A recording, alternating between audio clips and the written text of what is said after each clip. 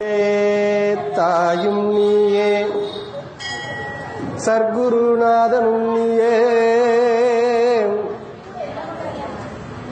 சிந்தையும் துருகி தேடி செம்பாக்கம் தேசிகன் உருவையும் கண்டேன். பைந்தமிழ் எமக்கருள் பொன்னம்பலவனே பரமதேசிகனே. யாமோதிய கல்வியும் எம்மறிவும் தாமே பெற வேலவர் தந்ததனாள். பூமேல் மயல் போயரமை புணர்வீர், நாமேல் நடவீர் நடவீரினியே.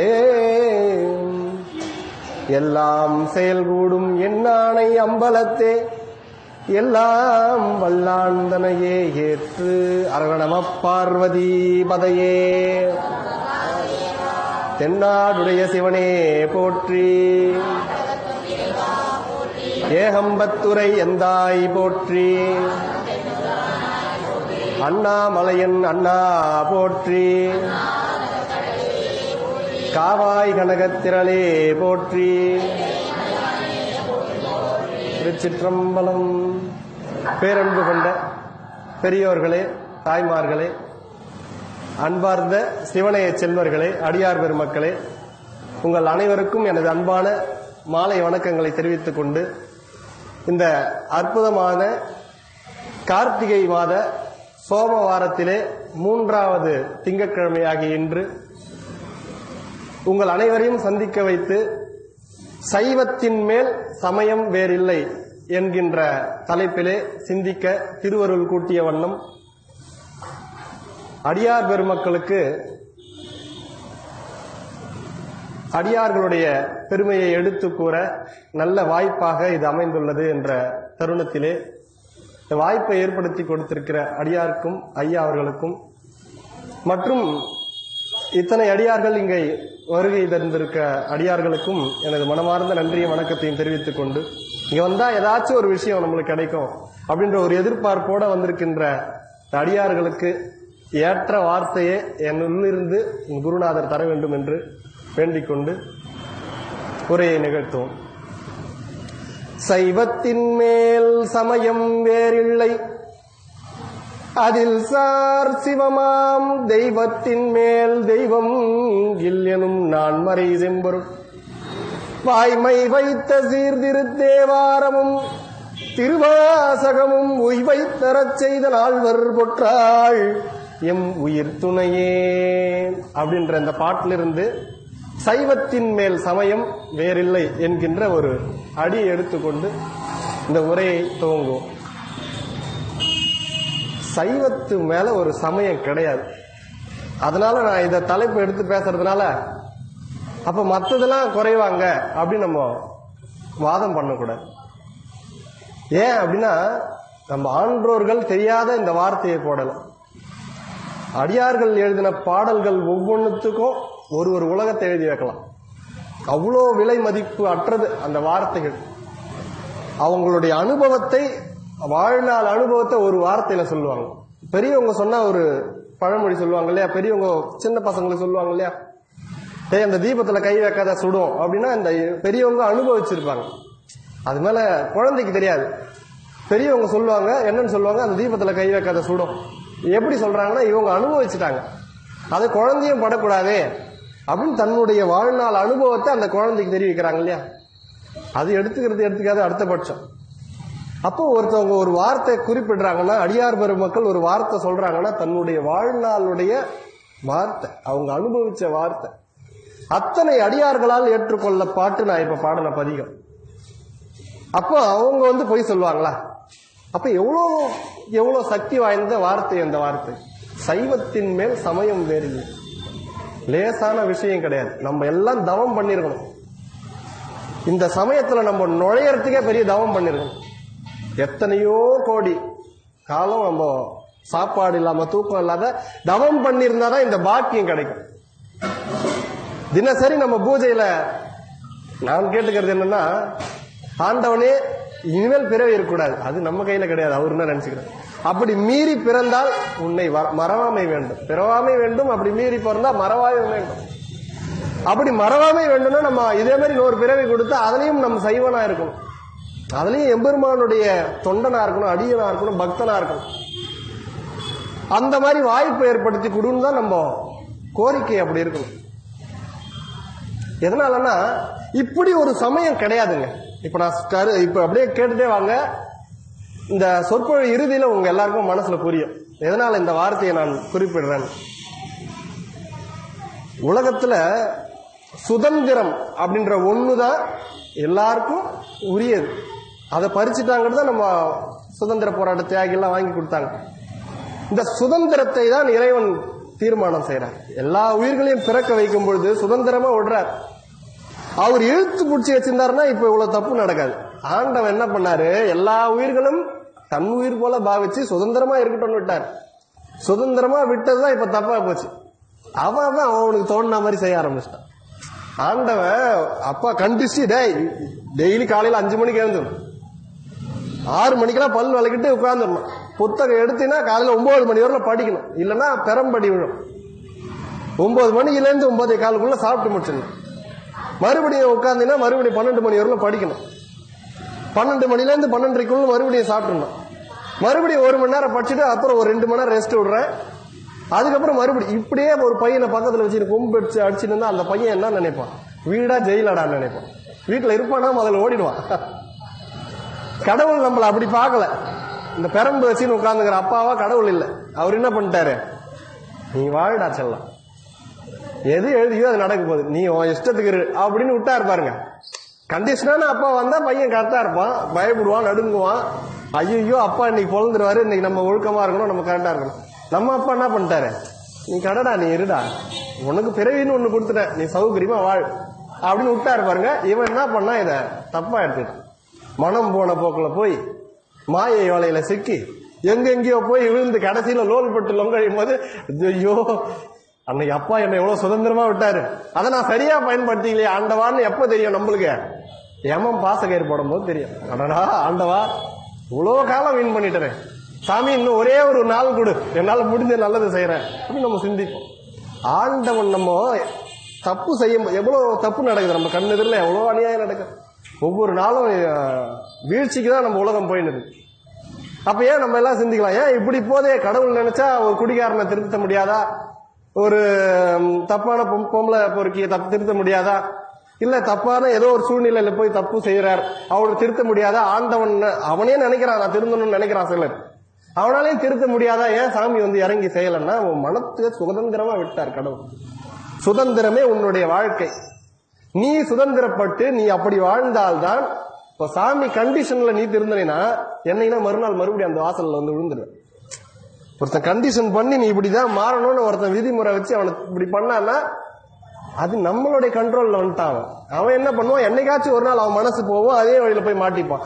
அதுவே அவனே நொந்து திருந்தி வந்தான்னா அதோட அந்த திசை அந்த வாசனையே அவனுக்கு பிடிக்காது. இப்போ ஒரு அடியார் இருக்காரு, ஒரு சிவபக்தர் இருக்காரு, அவருக்கு மாமை சொன்னா பிடிக்காது, அவருக்கு சிகரெட்டு தண்ணினா பிடிக்காது, மாது சூது எதுவுமே பிடிக்காதுன்னா இதுக்கு முன்னாடி பிறவில அந்த ஆள் அதெல்லாம் அனுபவிச்சிருப்பான். அது எல்லாத்தையும் அனுபவிச்சு அடைச்ச இதான் ஒரு இதுவாடான்னு திரும்பி தெளிஞ்சு வந்தான் பாருங்க, இதோட அந்த வழிக்கு போக மாட்டான். கடவுள் அடுத்த பிறவில போட்டாருன்னா நன்றி சிவாய் அந்த திசையே திரும்பி பார்க்க மாட்டான். ஒரு திருடன் இருக்கான்னு வச்சுங்க, அவன் திருடி திருடி திருடி வாழ்நாள் முழுக்க அவன் அனுபவிக்கிறான். ஒரு நாள் அவனுக்கு மரணம் வருது. மரண தருவாயில அவன் யமதர்மன் கூட்டு போறாருன்னு வச்சுங்க. கூட்டிட்டு போயிட்டு இவன் செய்த நல்லதற்கான பலனை அனுபவிச்ச வந்த பின்னாடி இவன் செய்ததற்கான தீய செயல்களுக்கு தண்டனை அனுபவிக்கும் பொழுது அந்த தண்டனையை அனுபவிச்ச பின்னாடி மறுபடியும் அந்த ஆத்மாவுக்கு கடவுள் ஒரு உயிர் உடல் கொடுத்து பிறவி போட்டார்னா அடுத்த பிறவியில் அவன் திருடு செய்ய மாட்டான். ஏன்னா இதற்கான தண்டனையை அவன் அனுபவிச்சுட்டு வந்துட்டான். திருடுன்னா இப்படிதான்டா, இதனால செய்தா இப்படி ஏற்பட்ட தண்டனை கிடைக்கும் அப்படின்னு அந்த ஆத்மா பக்குவப்பட ஆரம்பிச்சு இந்த ஆத்மா என்ன பண்ணுது, அடுத்த நோனு பிடிச்சிக்குது. இதுவரையில திருடாத இருந்தவன் வேற ஒண்ணுத்துல பிடிச்சிக்கிறான். இப்படியே நம்ம போய் போய் போய் போய் வந்துன்னு இருக்கோம். எதனா ஒண்ணு பிடிச்சிக்கிறோம். எப்போ இது எல்லாத்தையும் தெளிஞ்சு அடைச்சா இதெல்லாம் ஒரு இதுவாடா, இதுதான் சத்தியமான கொள்கை, இதுதான் நேர்மையான வழி, இதுதான் பிடிக்கணும் அப்படின்னு நம்ம எப்ப பிடிக்கிறோமோ அது வெறும் இந்த ஆத்மாவை போட்டு போட்டு போட்டு போய் போய் வந்து நிறுவனம். புரியுதுங்களா தத்துவம்? ஆண்டவன் நம்ம கையிலே கொடுத்துட்டார். இதுதான் சுதந்திரம். கருணாமூர்த்தி அவன். ஏன் அவனை கருணாமூர்த்தி கருணாமூர்த்தின்னு தான் இதான் விஷயம். உன் கையிலேயே ஒப்படைச்சிட்டார். நீ எப்படி வேணாலும் வாழ்ந்துக்க. நீ நல்லபடியா வந்து சிவகதி அடைனாலும் சரி, நீ கெட்டு இதுவா போறனாலும் சரி, உன் கையில ஒப்படைச்சல. நீ எப்படின்னா வாழ்ந்துக்க. என் துணை உனக்கு எப்பயும் இருக்கும். நீ அவர் மட்டும் அதாவது கருணை உள்ள இல்லைன்னு வச்சிங்களேன். இறந்த ஆத்மா திருடிட்டு போச்சுன்னு சொன்னேன், அங்க போய் அதுக்கான தண்டனை அனுபவிச்சுன்னு சொன்னேன். சாமிக்கு நம்ம மேல கருணை இல்லைன்னா பிறவி போட மாட்டார், அப்படியே ஒதுக்கி வச்சுட்டார். பிறவி போடலாம் எப்படி நம்ம கர்ம வினை எப்படி தீரும்? மால் அயன் வெறும் பிறவிக்குது. நான் சொல்லியிருக்கேன் ஏற்கனவே. பிரம்மாவும் பிறவிதான், மகாவிஷ்ணுவும் பிறவிதான். உயர்ந்த புண்ணிய ஆத்மா மகாவிஷ்ணு. அந்த லெவல் தான் லாஸ்ட். ரொம்ப பாழஞ்ச ஆத்மா ஓரறிவு ஜீவி, அல்ப ஆத்மா ஓரறி ஜீவி. உயர்ந்த புண்ணிய ஆத்மா மகாவிஷ்ணு. இப்ப இது வெறும் பிறவிதான். மகாவிஷ்ணு கேட்டகரியே பிறவின்னு வச்சுங்க. அப்ப அதை தாண்டி முக்தி தரான்னா அப்போ எவ்வளவு பெரிய நிலை அது. மகாவிஷ்ணுவே பிறவின்னு சொல்றாங்க, நம்ம சைவ சித்தாந்தத்தில் குறிப்பிடுவோம். அப்ப அப்படின்னு பார்க்கும்பொழுது நம்மளுடைய பிறவி சுழற்சியை நிறுத்தி நம்மள அவன் திருவடியில் சேர்க்கிறான்னா எவ்வளவு பெரிய விஷயம் அது. அவன் நினைச்சானே உனக்கு பிறவியே இல்லடா, நீ கடடா அப்படின்னு விட்டாருன்னா நம்ம வேஸ்ட். மால் அயன்லாம் கதறாங்களாம், ஆண்டவனே எனக்கு அந்த மனுஷ பிறவி கொடுன்றோம். ஏன்னா சொர்க்கத்துல வாழ்கின்ற தேவாதி தேவர் முதற்கொண்டு பிறவிதான். அவங்க செய்த புண்ணியத்துக்கு ஏற்ற மாதிரி அந்த இந்திரனாவோ வருணனாவோ வாழ்ந்துன்னு இருக்காங்க. அங்க இருக்கும்பொழுது புண்ணிய பலன் மட்டும் செலவாகும். எப்ப மனுஷனா போடுறாரோ இங்க பாவகாலம் கழியுது. நம்ம என்ன நினைக்கிறோம், ஐயோ எனக்கு வரா மாதிரி துன்பம் எவனுக்கு வராது, ஆண்டவன் என்ன போட்டு உருட்டுறான் பெறட்டான். நீ செய்தது இங்கதான் தீர்க்க முடியும். நீ செய்த புண்ணிய பலன் வச்சு நீ தேவாதி தேவன் ஆயிட்டுன்னு வச்சுங்களேன். தேவனா இருக்கும்போது உனக்கு புண்ணிய பலன் மட்டும் செயல்படும், பாவ கணக்கு அப்படியே உன் மூட்டை பதுங்கி இருக்கும். நீ அப்புறம் அதுக்கப்புறம் உனக்கு புண்ணிய பலன் எல்லாம் காலியான பின்னாடி ஒன்ன தூக்கி மறுபடியும் மனுஷனா போடும் போது உன் பாவனையும் அனுபவிக்க தாங்க முடியாது. பாவம் எல்லாம் கழிஞ்சாதான் நம்மளுக்கு முக்தி. இதை கழிக்கிறதுக்கு உதவக்கூடிய பிறவி மனுஷ பிறவி. இப்ப பிறவி வேணான்னு சொல்லுமா? நம்ம பிறவியில நம்ம செய்த வினைகள் தான் நம்மளை உருட்டுது. சாமி என்ன பண்றார், சுதந்திரமா விட்டார். உன் கையில நீ நல் வழிகாது வந்துரு, தீ வழிகாது போ. ஆனால் இப்படியே தேய்ச்சி தேய்ச்சி தேய்ச்சி மெருகேத்தி மெருகேத்தி நம்மளை கடைசியில அவன் திருவடிக்கு சேர்த்துக்கிற வெறும் அவன் ஓய மாட்டான். அது அவன் கையில இருக்குது. சத்தியமா அவன் நம்ம ஒவ்வொரு உயிரையும் ஒவ்வொரு ஆன்மாவையும் கவனிச்சிட்டு இருக்கான். சிசிடிவி கவனிக்க முடியாத பல நுட்பமான விஷயங்கள் கூட நம்ம என்ன பண்றோம் அவன் கவனிச்சிருக்கான். நம்மளை பத்தி நம்மளுக்கே தெரியாததெல்லாம் கூட அவனுக்கு தெரியும். இப்ப உள்ள எந்த இடத்துல எந்த ப்ராப்ளம் இருக்குன்னு அவனுக்கு தெரியும். நம்ம வெளியில இருந்து பார்த்தா நல்லா இருக்கிறாரு ஐயா, நல்லா கொழுன்னு ஜம்முனுக்கிறாருலாம் தெரியும். உள்ள என்னென்ன வீக்கு அப்படின்றது நம்மளுக்கு கூட தெரியாது, அவனுக்கு தெரியும். ஒவ்வொருத்தருக்குள்ள இருக்கிற அந்த குகைக்குள்ள இருக்கிற விஷயம்லாம் கூட யாருக்கும் தெரியாது. எனக்கு ஒண்டிதான் தெரியும் இந்த விஷயம் நம்ம நினைச்சுன்னு இருப்போம். அந்த குகைக்குள்ள இருக்கிறதையும் கவனிக்கிறதுனால தான் குகன் ஒரு பேர் முருகனுக்கு. ஆண்டவனுக்கு தெரியும் நம்ம அடுத்தது என்ன நினைக்க போறோம்னே அவனுக்கு தெரியும். அப்படி அவன் சுதந்திரமா விட்டுட்டான். அப்படியேற்பட்ட சுதந்திரம் தரக்கூடிய தெய்வம் சிவபெருமான். அவன் இருக்கிற சமயம் சைவம். அப்படியேற்பட்ட சமயம். இப்படி ஒரு சுதந்திரம் கிடையாது. நம்ம சைவத்தில் இருக்கிற மாதிரி எந்த மதத்திலையும் கிடையாது. சைவ மதத்தின் பொறுத்துன்னு வச்சுங்களேன், ஒருத்தர் கோயிலுக்கு வருவாரு, அந்த நேரம் ஒருத்தர் பதிகம் பாடுவாரு, ஒருத்தர் உள்ள பூஜை பண்ணுவாரு, ஒருத்தர் அப்பதான் உருளுவாரு, அங்க பிரதர்சனம் பண்ணுவாரு, ஒருத்தர் அப்பதான் தோப்பு காரணம் போடுவாரு, ஒருத்தர் வருவாரு, ஒருத்தர் போவார் உட்கார்ந்து இருப்பார், ஒருத்தர் சொற்பொழி பேசுவார், ஒருத்தர் கேட்பாரு, ஒருத்தர் அப்படியே சுத்தி நிற்பார், ஒருத்தர் கண்ணை மூடி தவம் பண்ணுவாரு. அவரு பாட்டுல அவரு. இது ஒரு ஒழுங்கு முறையா இருக்காங்க. எங்களுக்கெல்லாம் எடுத்துக்கிட்டீங்கன்னு வச்சுக்க, நான் யாரும் மதத்தையும் இழிவுபடுத்த பேசல, நம்ம சைவத்துடைய மேன்மையை குறிப்பிடுறோம். எங்களுக்கு கரெக்டா 9 மணிக்கு உள்ள வரணும், 9 மணிக்கு உள்ள வரணும். 9:15 நாங்க ஆரம்பிச்சோம்னா பூஜை ஆரம்பிக்கும். 10 மணிக்கெல்லாம் எங்களுக்கு பூஜை நிறைவு செய்யணும், நிறைவாயிடும். 10:30 சாத்திட்டு போயிட்டே இருப்போம். இத்தனை மணிக்கு இந்த நேரத்துல எல்லாரும் வந்துருங்க அப்படின்னு சொல்லி ஒருத்தர் கண்ட்ரோல்ல நம்ம கண்ட்ரோல்ல வச்சுன்னு பண்ணா அது சுதந்திரமான சமயம் கிடையாது. இந்த சைவ சமயத்துக்கு கிடைச்ச மாதிரி எந்த சுதந்திரம் எந்த மதத்துக்கும் கிடையாது. அப்படியேற்பட்ட சுதந்திரம் கொடுத்துருச்சு. நீ மணி நாடி, நீ தேவாரனா பாடு, நீ பிரம்மதாளனா போடு, நீ தீவாரதனா பண்ணு, நீ அபிஷேகம்னா பண்ணு, நீ பதிகம்னா பாடு, நீ உருண்டுனா உருண்டு, நீ தியானம் பண்ணா தியானம் பண்ணு, அங்க பிரதட்சணம் பண்றியா பண்ணு, தோப்பு கரணம் போடுறியா போடு, எதுவோ ஓ இஷ்டம். யாரையும் தடை சொல்லக்கூடாது, குறை சொல்லக்கூடாது. ஏன்னா நம்ம சமயம் அப்படி இல்லை. எல்லாத்துக்கும் சுதந்திரம், எல்லாத்துக்கும் சுதந்திரம் கொடுத்து அப்படியே ஏற்பட்ட சமயம். அதை விட ஒரு படி மேலங்க. ஒன்னும் இல்ல, கண்ணப்ப நாயனாருடைய கதை எல்லாருக்கும் தெரியும். நம்ம இன்னும் தொடர் சொற்பொழிவில் வருவோம். 63 நாயன்மார் கதையில இன்னும் நான் கண்ணப்ப நாயனாருக்கு வரல. அது அப்போ விரிவா சொல்றேன், இப்ப மேலாட சொல்றேன். நம்ம கண்ணப்ப நாயனார் தெரியும். கண்ணப்ப நாயனார் ஒரு வேடுவர்னு எல்லாருக்கும் தெரியும். அவருக்கு சிவன்னாலே என்னன்னு தெரியாதுன்னு தெரியும். திடீர்னு காலத்தி மலைக்கு போறாரு, பார்த்தா ஒரு சிவலிங்கம் பற்றி கொண்டார், ஆவல்ல துடிக்கிறார், அப்படியே ஆனந்தத்துல தவிக்கிறார். ஐயோ இத்தினால் நீ இப்படி தனியா எப்படி இருந்த, உன்னை விட்டு நான் இருந்தனே, எப்படி இது நாட்கள் ஓடிச்சு ஆண்டவனே அப்படின்னு ஏதோ ஒண்ணு அவருக்கு தெரியாது, அது கடவுள்னு தெரியாது, ஏதோ கல்லு ஏதோ ஒரு உயிர் இருக்குது, அவருக்கு ஒரு ஈர்ப்பு. அதுல என்ன பண்ணாரு, ஓடனாரு, இதுக்கு சாப்பிட்டுதா இல்லையோ, இதுக்கு குளிச்சுதா இல்லையோ, இதுக்கு எப்படின்னா ஒரு வழி பண்ணணுமே சொல்லிட்டு போனாரு. கீழே வாய் நிறைய தண்ணி கொண்டு வந்தாரு. எப்படி கையில கலசத்துல இல்ல, பூர்ண கும்ப கலசத்துல கொண்டு வரல, வாய் தான் ஒரு கலசம். அப்படியே போய் தண்ணி பூன்னு உறிஞ்சாரு, வாயில தண்ணியை எடுத்துக்காரு. அப்படியே வந்தார், 2 பூக்களை பறிச்சார், தலையில சொருக்கினார்.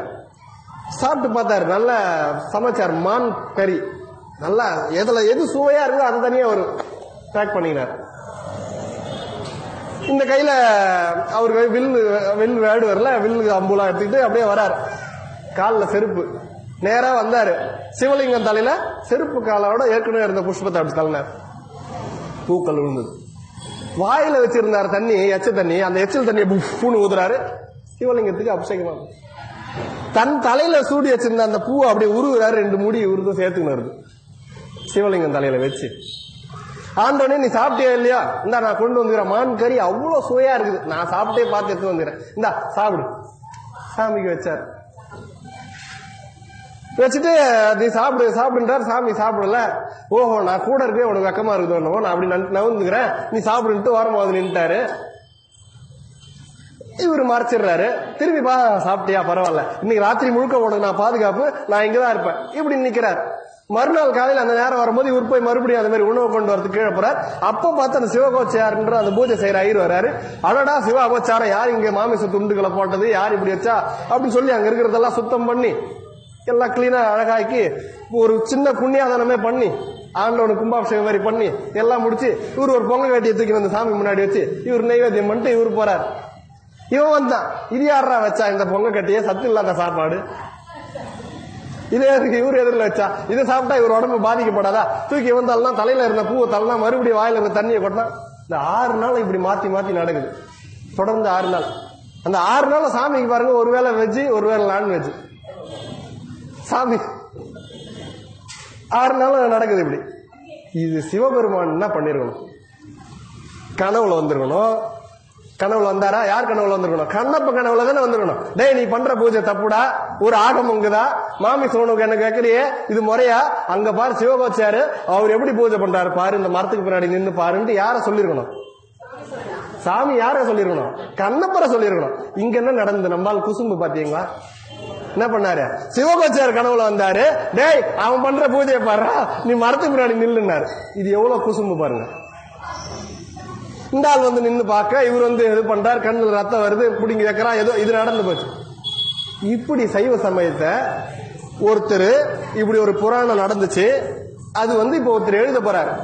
இப்ப நான் சைவ சமயத்துக்கு ஒரு புத்தகம் எழுதுறேன், ஏன் சிவனை நான் அசிங்கப்படுத்துற மாதிரி எழுதுவேன்னா, இது வரையிலும் கொண்டு வந்த ஆகமங்களை இழிவுபடுத்துற மாதிரியான கதை இது. எந்த ஒரு சைவம் எழுதுவான் இப்படி நடந்த அப்படியே கொடுத்தாலும் என் பக்தர்கள் கேட்டுக்கொண்டு என்ன வணங்குவான்னு கொடுத்தான் பாரு. இதே மாதிரி சைவ சமயம் இருக்குமா, மத்த சமயம் இருக்குமா, ஏன் தெய்வம் இப்படி பண்ணுச்சு அப்படின்னு எந்த சமயத்தில்னா இப்படி ஒரு கதையை எழுதி அவன் எம்பெருமான் தலையில செருப்பு காலால் தள்ளனா. இதை எடுத்து நம்ம எழுதினவர் நம்ம ஐயா எடுத்திருக்கலாம்ல, புத்தகத்தில் எழுதி அதை எடுத்திருக்கலாம்ல, சேக்கிழார் எடுத்திருக்கலாம்ல. புத்தகம் எழுதும் போது கண்ணப்பன் வந்து எம்பெருமான் திருவடிய அவன் திருவடி தூக்கி எம்பெருமான் தலை மேல கால் வச்சு புஷ்பத்தை தள்ளனா, இது தூக்கி இருக்கலாம்ல அந்த வரிய. கலசம் எடுத்துன்னு வந்தாரு, கீழே இருந்து ஒரு பானை எடுத்துன்னு வந்தாரு, அதுல தண்ணி ஊத்துறாருன்னு சொல்லிருக்கலாம்ல. புஷ்பங்களை அப்படியே கூடையில போட்டு கொண்டு வந்தா எம்பெருமான் தலை மேல சாத்துறாரு சொல்லிருக்கலாமே. அன்னைக்கு அவனுக்கு கிடைச்ச ஏதோ பருப்பு சாதத்தை கொண்டு வந்து சாமி நைவேத்தியம் பண்ண சொல்லிருக்கலாமே. மாமிசம் படைச்சா, சிவபெருமான் தலை மேல கால் வச்சா, தன் தலையில சூடி இந்த பூ வச்சா, வாயில கொண்டு வந்த எச்ச தண்ணி அபிஷேகம் பண்ணா, இப்படி ஒரு புத்தகத்துல போடுவானா எவன? அப்படி போடுறாங்கன்னா இந்த சமயம் எவ்வளவு பெரிய சமயம், எந்த சமயத்துல வரும்? இப்படி யாரால இந்த மாதிரி ஓபன் பண்ண முடியும்? எப்படி பண்ண முடியும்? ஒரு முறையா அவர் செய்த பூஜை, சைவத்துக்கு அதிகாரம் குறுக்கப்பட்ட அந்த தத்துவாதிகள் ரீதியா அவர் செய்த பூஜை பிழை. ஆனா சாமி என்ன பண்ணாரு? இந்த பூஜை கரெக்டா? ஏன்னா உள்ளத்துல அன்பு இருந்தது. உள்ளத்துல அன்புன்னு ஒண்ணு இருந்து நீ எப்படி செய்தாலும் அதை நான் ஏற்றுக்கொள்வேன்னு சொல்லி புரிய வைக்கிறதுக்காக செய்து கொண்டு அந்த புராணம் அது. இது பரவாயில்ல. இன்னொரு வேடிக்கை சம்பவத்தை நம்ம ஐயா குறிப்பிடுவார் சேக்கிழார். அவர் நினைச்சுதான் எழுதிருக்கலாம் புராணத்துல ஒரே ஒரு அடியாரை மட்டும். யார் அதுல பார்த்து ஞான சம்பந்தர் வாழ்க்கையை மட்டும் எழுதிருக்கலாம். யார் அதுல கரெக்டா இருந்தாங்க, இவங்க தானா, இவருதான் சூக்கி எழுதிருக்கலாம். 63 பேரை ஏன் எழுதணும்? எதனால 63 பேர் கதை எழுதணும்? ஒரே ஒருத்தர் எழுதிட்டு போயினே இருக்கலாமே, இப்படி வாழுங்கடா போதும் அப்படின்னு இருக்கலாங்க. ஏன் சைவ சமயம் அப்படி பண்ணல? அப்படின்னா இப்போ சிறுதொண்டர் கதையை மட்டும் அவர் எழுதியிருந்தாருன்னு வச்சுங்க, எல்லாரும் என்ன நினைச்சிருப்பா, ஓஹோ சைவ சமயத்துல வந்தா சிவபெருமானுக்கு பிள்ளைக்கறி கொடுத்தாதான் முக்தி தருவாரு அப்படின்னு நினைச்சிட்டு ஆளால் என்ன பண்ணுவான்? சிலர் துணிஞ்சிருவான், குழந்தையா இருந்து போயிடா அப்பதான் நம்ம சாமி முக்தி தரோம் அப்படின்ட்டு கொள்கையில போயிடும். நம்ம ஆளுங்க பார்த்தாங்க இது சரி வராது. 63 அடியார்கள் எப்படி வாழ்ந்தாங்க தூக்கி போடு மொத்தமா. அந்த வாழ்க்கை பிரகாரம் நீ எதனா ஒண்ணுவா, எதோ ஒண்ணு செய். ஒருத்தர் கல்லால் அடிச்சாரு, அவரு எழுதிக்கிறான். சாக்கிய நாயனார்னு சொல்லி ஒரு நாயனார் இருந்தார் 63ல. ஒருத்தர் பேர் என்ன, சாக்கிய மதத்தை சார்ந்தவர். சைவ சமயத்தில் எழுதுவானா. ஒருத்தர் வேல்முருகன்ற பேரு, திடீர்னு ஒருத்தர் வேற மதத்துக்கு மாறுறாரு, ஏதோ கிறிஸ்துவ மதத்துக்கே மாறுறாருன்னு வச்சுங்க. முதல்ல அவர் என்ன பண்ணுவான், உன் பேரை முதல் மாத்தணுவான். உன் பேர் என்ன பண்ணுவான், வேல்முருகன். இந்த முருகன் பேர்லாம் இங்க சொல்லக்கூடாது. நாலுல உன் பேர் கிறிஸ்டோபர் இல்ல அந்தோணி, ஏதோ ஒரு பேரை சொல்லி இதுதான் உனக்கு நாமகரணம், உன் காதல ஓதியாச்சு, இனிமேல் இதான் உனக்கு பேரு, வா சன்னியாசம் இது பண்ணி உபன்யாசம் பண்ணி ஏதோ பண்ணி அவரை ஒரு வழியாக்கிடும். நம்பால் என்ன பண்ணாரு, சாக்கிய மதத்துல இருந்து கொண்டு சைவத்துல சிவபெருமான் தான் உயர்ந்தவர் தெரிஞ்சு கொண்டு அவருக்கு பூஜை பண்ணணும். அவரால் என்ன பண்ண முடியல, பூஜை பண்ண முடியல. அவருடைய காலகட்டம் அப்படி சிரம் வெட்டிடுவான், அவங்கள மீறி எதுவும் பண்ண முடியாது. அதனால என்ன பண்ணாரு, தூரத்துல சிவலிங்கம். சாக்கிய ஆளுங்கெல்லாம் சைவத்து மேல போராடின்னு இருக்கும் பொழுது இவர் ஆண்டவன் மேல பற்று, ஆண்டவனுக்கு பூஜை பண்ணணும்னு நினைக்கிறாரு. ஆனா பண்ண முடியல. எல்லாரும் அவனை பண்ண ஒரு வழியாக்கிடுவாங்க. ஆனா அவருக்கு அன்பு இருக்குது. என்ன பண்ணாரு, ஏன்பா நீ ஆளாதி ஆண்டவன், எப்பேற்பட்ட இறைவன், பூ மேல நான் கல்லுதான் போட போறேன், மத்தவங்க கண்ணுக்கு கல்லு, நான் போடுறது பூ, நீ அப்படி பூவா ஏத்துக்க இறைவா அப்படின்னு ஓம் நமச்சிவாயன்னு மனசுல சொல்லி தூக்கி அடிப்பார் சிவலிங்கத்து மேல. அந்த கல் பல்குன்னு சாமி மேல அடிச்சு அத ஆண்டவன் என்ன பண்ணாரு, பூவா எடுத்துக்கிறார். நடந்த கதை 63 நாயன்மார்கள் ஒருத்தர். இந்த கதைய எந்த புத்தகம்லாம் போடுவாங்களா, எந்த அடியார்கள்லாம் போடுவாங்களா? எம்பெருமான் தான் சைவத்துக்கு தலையாய தலைவன், அவரை ஒருத்த கல்லால அடிச்சாண்டா புக்ல எழுதுவானா, கொடுத்துக்கிறாங்களே. அப்போ சைவத்தின் மேல் சமயம் வேற இல்ல. எவ்வளவு உயர்ந்த சமயம் இது, நீட நிகர் சொல்ல முடியுமா? எம்பெருமான் தான் சைவத்துக்கு தளபதி, அவரே ஒருத்த கல்லால் அடிச்சாண்டானா விடுவாங்களா? முதல் சிரத்தை சீவிருக்க மாட்டாங்க, ஓடி போய் என் தெய்வத்தையாடா நீ இதுவால் அடிச்சான். ஆனா நம்பால் என்ன பண்ணாரு, சேர்க்கிறாரு, சாக்கிய நாயனார்னு பட்டம் கொடுத்து 63 பேர்ல உனக்கு ஒரு சீட்டுடான்னு போட்டு கொடுத்தார். அப்படிப்பட்ட சமயம் 63ல நீ ஒருத்தன் போட்டார். அந்த நாயனார் பேரும் அவங்க மத பேரையே வச்சு போட்டார், சாக்கிய நாயனார். சாக்கியர்ன்றது அவரோட சாக்கிய மதம். சாக்கியன் போட்டு சாக்கிய நாயனார்னே பட்டம் கொடுத்து அவருக்கு ஒரு சேர், உனக்கு ஒரு சீட் ஒதுக்கியாச்சு உட்காருந்தாங்க. அப்படிப்பட்ட சமயம், அப்படிப்பட்ட சமயம். மிரண்டு போயிடுவீங்க. இன்னொரு கதை கேட்டேன். 63 நாயன்மார்கள்ல விரண்மிண்டர்னு ஒருத்தர். இப்ப நம்ம அடுத்ததா பேச வேண்டிய நாயனாராதான். ரொம்ப கோபக்கார நாயனார். நம்ம சைவ சமயத்துல 3 முறைகள் இருக்கு, பூஜை முறைகள்ல 3 முறைகள் இருக்கு. இதுதான் ஆதி காலத்துல குரு லிங்க ஜங்கம அப்படின்ற 3 முறைகள் தான் ஆகமத்துல குறிப்பிட்டிருக்கு. சைவ சமய பூஜைன்னா குரு பூஜை, இன்னொன்னு லிங்க பூஜை, இன்னொன்னு ஜங்கம பூஜை அப்படின்னு சொல்லக்கூடிய இந்த 3 பூஜைகள் தான் நம்ம சைவ சமயத்துக்கு தலையாய முறைகள். இதுல குரு பூஜை அப்படின்றது என்னன்னா, இறைவனை காட்டிலும் என் குருநாதர் தான் உயர்ந்தவர், குருவுக்கு செய்துட்டு தான் அப்புறம் இறைவனுக்கு. ஏன்னா நந்தியே என்ன சொல்றாரு, குருவே சிவம் என கூறின நந்தின்னு. நம்ம திருக்கைலாய பரம்பரை எங்க இருந்து உருவாச்சுன்னா சிவபெருமான் கிட்ட இருந்து நந்தி மூலமா தான் பூலாத்துக்கு வருது. அப்படியேற்பட்ட நந்தி என்ன சொல்றாரு, குருவே சிவம் என கூறின நந்தி. சிவமே சொல்றாரு குருதான் சிவன் அப்படின்றார். அப்படிப்பட்ட அந்த குருநாதர்களை போற்றி கொண்டாடி தவம் பண்ணி அவங்களுடைய திருவடிகளை பூஜை பண்ணி அவங்கள வணங்கின பின்னாடி தான் லிங்கத்துக்கே போவாங்க. அதனாலதான் முதல்ல போட்டாங்க குரு, அதுக்கப்புறம் லிங்கம், அதுக்கப்புறம் ஜங்கமம்னு வச்சாங்க. முதல்ல குரு தான். யார் குருவா ஏத்துக்கிறோமோ அவங்கள வணங்கின பின்னாடிதான் ஆண்டவனை வணங்க போகும். தினசரி பூஜையா இருக்கட்டும், நித்திய கால ஒழுக்க பூஜையா இருக்கட்டும், நியமன பூஜையா இருக்கட்டும், எந்த பூஜைக்கு நீங்க ஆரம்பிச்சாலும் உங்க மானசீக குருவோ இல்ல வாழ்நாள்ல உங்களுக்கு உபதேசம் கொடுத்த குருவோ யார் இருக்காங்களோ அந்த குருநாதருடைய திருவடியை முதல்ல பற்றி கொண்டு அவங்கள வணங்கி அதுக்கப்புறம் தான் பூஜைக்குள்ள நுழையணும். இதுதான் ஒரு முறை. நம்ம சைவ சமயம் குறிப்பிட்டு இருக்கு, குரு லிங்கம் ஜங்கமோன்னு இருக்கு. முதல்ல குரு தான். குருவுக்கு நிகரானது எதுவும் கிடையாது. குருவை பத்தி 1 மணி நேரம் பேசலாம், அதுவே ஒரு நாள் வச்சுக்கலாம். குருவுக்கு அவ்வளோ கருத்துக்கள் உண்டு. குருநாதர் தான் ஒரு வாழ்க்கையை, இருண்ட வாழ்க்கையை ஒளியேற்றி வைப்பது குருநாதர் தான். 10 பிறவி எடுத்து நம்ம தெரிஞ்சுக்க வேண்டிய விஷயத்த ஒரே பிறவியில 1 மணி நேரத்துல நம்மளுக்கு காட்டிடுவாங்க. எத்தனை பிறவி நம்மளுக்கு மிச்சம். அது யாரால முடியும்னா குருவால மட்டும்தான் முடியும். சிஷியன்னா இருள்னு சொல்லுவாங்க, குருன்னா ஒளின்னு சொல்லுவாங்க. இருண்ட வாழ்க்கையிலே ஒளியேற்றி வைப்போம் தான் குரு. இப்போ இந்த காலகட்டத்தில் குருன்னு யார சொல்றதுன்னே தெரியல. எங்கெங்கயோ யார நம்பி குருன்னு நினைச்சா அந்த குரு வேற வேலை செய்துன்னு போறாரு. ஆனா ஏங்க எந்த குரு ஒழுக்கமான குருன்னு எனக்கு தெரியல, அதனால நான் எந்த குருவுங்க நம்புவேன் அப்படி நம்ம கவலைப்பட வேண்டிய அவசியம் இல்லை. உனக்கு யார் குருன்னு படுதோ அவனை பற்று. அவன் தப்பானவனா இருந்தா அது சீவன் பார்த்துப்பான். நீ உனக்கு குரு கொடுக்க வேண்டிய கடமையை நீ கரெக்டா கொடு. குரு கெட்டவங்க, அவன் அப்படி இருந்தான் இப்படி இருந்தான் டிவியில போட்டான், அவன் இப்படி செய்யறான்னு சொன்னாங்க, இது பொய்யான்னு இருந்தே எனக்கு உண்மையா தெரியாது, அவனை ஒரு ஆள் தான் நான் நினைப்பேன் நீ நினைக்காது. நீ குரு கொடுக்க வேண்டிய மரியாதையை நீ கொடுத்துட்டு வந்தீங்கன்னா சிவம் உன்னை ஆட்கொள்ளும். உன் காதல சொல்ற மந்திரமா இருக்கட்டும், குரு மூலமா வர விஷயமா இருக்கட்டும், குரு மூலமா வர வார்த்தையா இருக்கட்டும், அது அவன் மூலமா வரல, ஈசன் மூலமா வருது.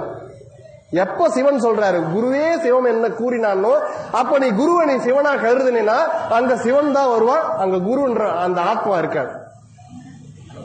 அவன் தப்பானவனா இருக்கட்டும் எப்படியே போட்டான், அது நம்மளுக்கு தெரியாது, தேவையில்லை. உன் குருவை நீ சரணாகதியாட. முதல் குரு தான். குருவை வணங்கின பின்னாடி இறைவனை வணங்கணும். இதுதான் முறை.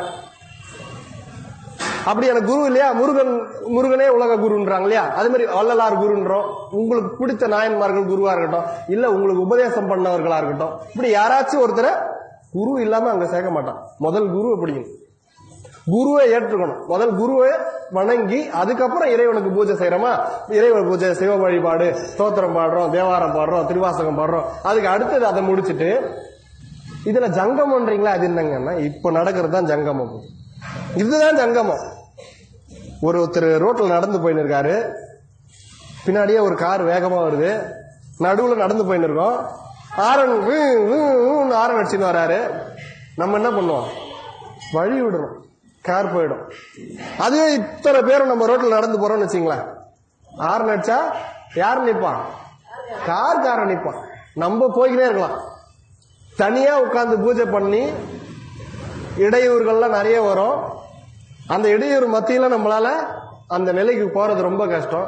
இத்தனை அடியார்களை ஒன்று திரட்டி கொண்டு நம்ம இங்க ஒரு சேவை செய்யறோம், ஒரு திருப்பதிகம் பாடுறீங்க, திருவாசக முற்றோதல் பாடுறீங்க, இங்க ஒரு சொற்பொழிவு நடக்குது அப்படின்னா இந்த இடத்துல அந்த சக்திகள், நம்ம செய்த வினைகள், அந்த கர்மாக்கள் இங்க வராது. இது எது விரட்டுதுன்னா இத்தனை அடியார்களுடைய ஆன்ம பசி விரட்டிடும். அப்போ கார்காரன் அவன் நின்றுடுவான். தனியாடி உட்கார்ந்து பண்ணும்போது என்ன ஆகும், நீ அதுக்கு பயப்படணும், அது ஒன்ன வழி இழுத்து போயிடும். அதனாலதான் ஜங்கம வழிபாட்டுக்கு அவ்வளவு முக்கியத்துவம் தரணும். எங்கெல்லாம் சத்தங்கள் நடக்குதோ, எங்கெல்லாம் அடியார்கள் ஒன்று திரள்றாங்களோ அந்த இடத்துல சிவன் சக்தியை நிற்பான். அந்த இடத்துல கர்ம வினைகள் நின்றுடும், ஸ்டாப் ஆயிடும். அந்த இடத்துல நம்ம வினைகள் ஓரமா பயந்து நிற்கும். விதிமகளே உன்னை இழுத்து போடணும்னு நினைச்சாலும் செல்லுபடி ஆகாது. இத்தனை பேருடைய ஆரோன்னா ஒரு ஒளிவட்டம், ஒவ்வொருத்தரும் ஒவ்வொரு செய்யற பலாபலன், ஒவ்வொருத்தரும் அவங்க செய்யற பூஜையினாலேயோ, ஒவ்வொருத்தரும் அவங்க வாழற வாழ்க்கையினாலேயோ, அவங்களுடைய கற்பு நெறியினாலேயோ, அவங்களுடைய உள்ளத்தாலேயோ ஏதோ ஒரு ரூபத்துல ஒவ்வொருத்தரை சுத்தி ஒரு ஒளிவட்டம் இருக்கும். அதனாலதான் கடவுளுடைய திருவுருவம் சினிமாவிலயோ டிவிலயோ போட்டோலயோ காமிக்கும் போது பின்னாடி ஒரு சக்கரம் சுத்துற மாதிரி போடுறாங்க இல்லையா? அந்த சக்கரம் பின்னாடி இப்படி சுத்தல, ஒவ்வொருத்தருக்கும் இப்படி சுத்துது. இப்ப என்ன சுற்றி ஒரு ஒளிவட்டம் இருக்கும். அதனாலதான் உங்களை புடிச்சு நான் பேசுற வார்த்தை மூலமா இழுத்துன்னு வருது. உங்களை சுற்றி ஒரு ஒளிவட்டம் இருக்கும். அந்த மொத்த பேருடைய வேவ் லென்த்தும் ஆரோன்னு தமிழ்ல, அந்த ஆரோ மொத்தம் ஒவ்வொருத்தருடைய ஒன்று சேரும் பொழுது இங்க துஷ்ட சக்திகள் சேர முடியாது. நம்ம கர்ம வினையே இந்த இடத்துல நிக்காது, பிச்சுன்னு ஓடி போயிடும். அது ஒண்ணு இப்ப பிச்சு எடுக்கணும். இந்த பூலோகத்துல ஒருத்தர் கிட்ட பக்கத்து வீட்டை ஒருத்தர் கிட்ட கடை வாங்கிட்டேன், ஒரு 10,000 ரூபாய் கடை வாங்கிட்டு திடீர்னு எனக்கு வெளிநாட்டுல வேலை கிடைச்சிருச்சு. அவர்கிட்ட சொல்லாத கொள்ளாத ஓடிடுவோனா, அந்த விஷயம் எப்படி பக்கத்து வீட்டுக்காரனுக்கு தெரிஞ்சிச்சு, விடுவானா என்ன? முதல்ல அந்த கடனை எடுத்து வச்சுட்டு போடா, நீ வெளிநாடுனா போ, நீ எங்கன்னா போ, முதல்ல எனக்கு நீ தர வேண்டிய 10,000 ரூபாய் கட்டிட்டு நீ கிளம்பிடணும். கேட்பமா இல்ல? எல்லாரும் கேள்வி பண்ண. இந்த பூலோகத்துக்கு நம்ம செய்து வச்ச கர்ம வினைகள் நம்மளை விடாது. டேய், நீ முக்திக்கா போற, சிவனை வழிபட்டு அவங்ககிட்ட போயிடுவியா? முதல்ல என்கிட்ட செட்டில் பண்ணு எல்லாத்தையும். எது? நம்ம கர்ம வினை விடாது. அதனாலதான் பூஜையில உட்கார்ந்தாதான் பால் பொங்கும், பூஜையில உட்கார்ந்தாதான் சிலிண்டர் வாசனை வரும், அப்பதான் தபால் புகாரம் வருவான், அப்பதான் காலிங் பில் வச்சு வீட்டுல இருந்து ஒருத்தருக்கு கூப்பிடுவான். நீ பதிகத்தை திறந்து படிக்கலாம்னு எடுத்தாதான் பேர பசங்க அது வரலும் கம்முன்னு தான் இருக்கும். ஐயா ஆயா அப்படின்னு வருவான், அப்பா அப்படின்னு வருவான். அவ்வளவு நேரம் பக்கத்துல தான் இருப்பான், கண்டுக்க மாட்டானுங்க. அப்பதான் இந்த புதுசா பாசம் வந்த மாதிரி தோல்ல ஏறி உட்கார்ந்துப்பானுங்க. இதெல்லாம் எது பசங்க பண்ணல, நம்ம செய்த கர்ம வேண. நீ எப்படிடா பாஸ் ஆகி போயிடுவ? நீ எப்படி சிவன் திருவடி போயிடுவ? நீ முக்திக்கா போற, இருறா எனக்கு தர வேண்டியதெல்லாம் கொடு. இன்னும் எத்தனை பேர்கிட்ட நீ பேசுறதெல்லாம் திருப்பி வாங்கணும், எத்தனை பேர் அரைஞ்சதெல்லாம் நீ திருப்பி வாங்கணும், எத்தனை பேருக்கு நீ என்னென்ன பண்ணி அதெல்லாம் அனுபவிச்சாகணும். எல்லாத்தையும் தீர்த்தாதான் அங்க விடுவான். ஆனா இந்த ஜங்கம வழிபாட்டுல மட்டும் அது நம்மள செய்யணும்னு வரும், நெருங்க முடியாது. நம்ம யாரோ தட்டி தூக்கி வர வச்சிருவாங்க. ஜங்கம வழிபாட்டுக்கு அவ்வளவு சிறப்பு. அதனாலதான் சத் சங்கத்துல சேர்ந்துடணும். அடியா அதுதான் நான் சொல்லியிருக்கேன் பாத்தீங்களா, போன வாரத்துல சொன்னேன். ஒருத்தர் கூடாஞ்சேரியா எங்கேயோ போகணும்னு பஸ் ஏறணும்னு நின்னா கூட ஏறவங்களுக்கு தடுப்பா நம்ம நின்னா ஏறவங்க கூட்டத்தோட கூட்டமா நம்மள ஏத்திடுவான்ற மாதிரி, யாருன்னா ஒருத்தர் சரியான அடியாரா இருந்தாருன்னா அவர் கூட சேர்ந்துட்டோம்னா போதும், அவர் போற வேகத்துல நம்மள தள்ளி போயிடுவாரு, பாக்கியம் நம்மளுக்கு கிடைச்சிடும். அதுதான் நான் சொன்னேனே, திருநாவுக்கரசர் சொல்றாரு, பூவும் நீரும் கொண்டு நித்தல் சிவபூஜை செய்வார், திருக்கைலாய மலைக்கு தடையின்றி புகுவார், அவர் பின் புகுவேன் நான். யார் சிவனுக்கு பூவும் நீரும் வச்சு தினசரி பூஜை பண்றானோ அவனுக்கு கைலாய மலையில டிக்கெட்டு, அவன் போயிடுவான். அவன் போனான்னா அவனுக்கு கேட்டு திறப்பாங்க பாரு, அவன் உள்ள நுழையும்போது நானும் பூந்துருவேன்டார் நாவுக்கரசர். நாவுக்கரசருக்கு அப்படியா போகணும்?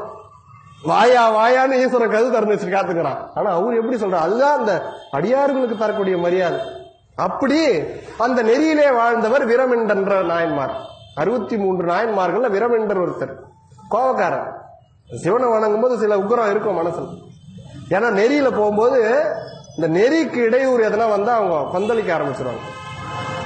ஒரு கொள்கையை நோக்கி அவங்க போயின்னு இருக்காங்கன்னா அந்த கொள்கைக்கு ஏதாச்சும் ஒரு இடையூறு வந்ததுன்னா அவங்களுடைய பைரவர் ரூபத்தை பார்க்கலாம், அவங்களுடைய இந்த அகோர வீரபத்தர் ரூபத்தை பார்க்கலாம்.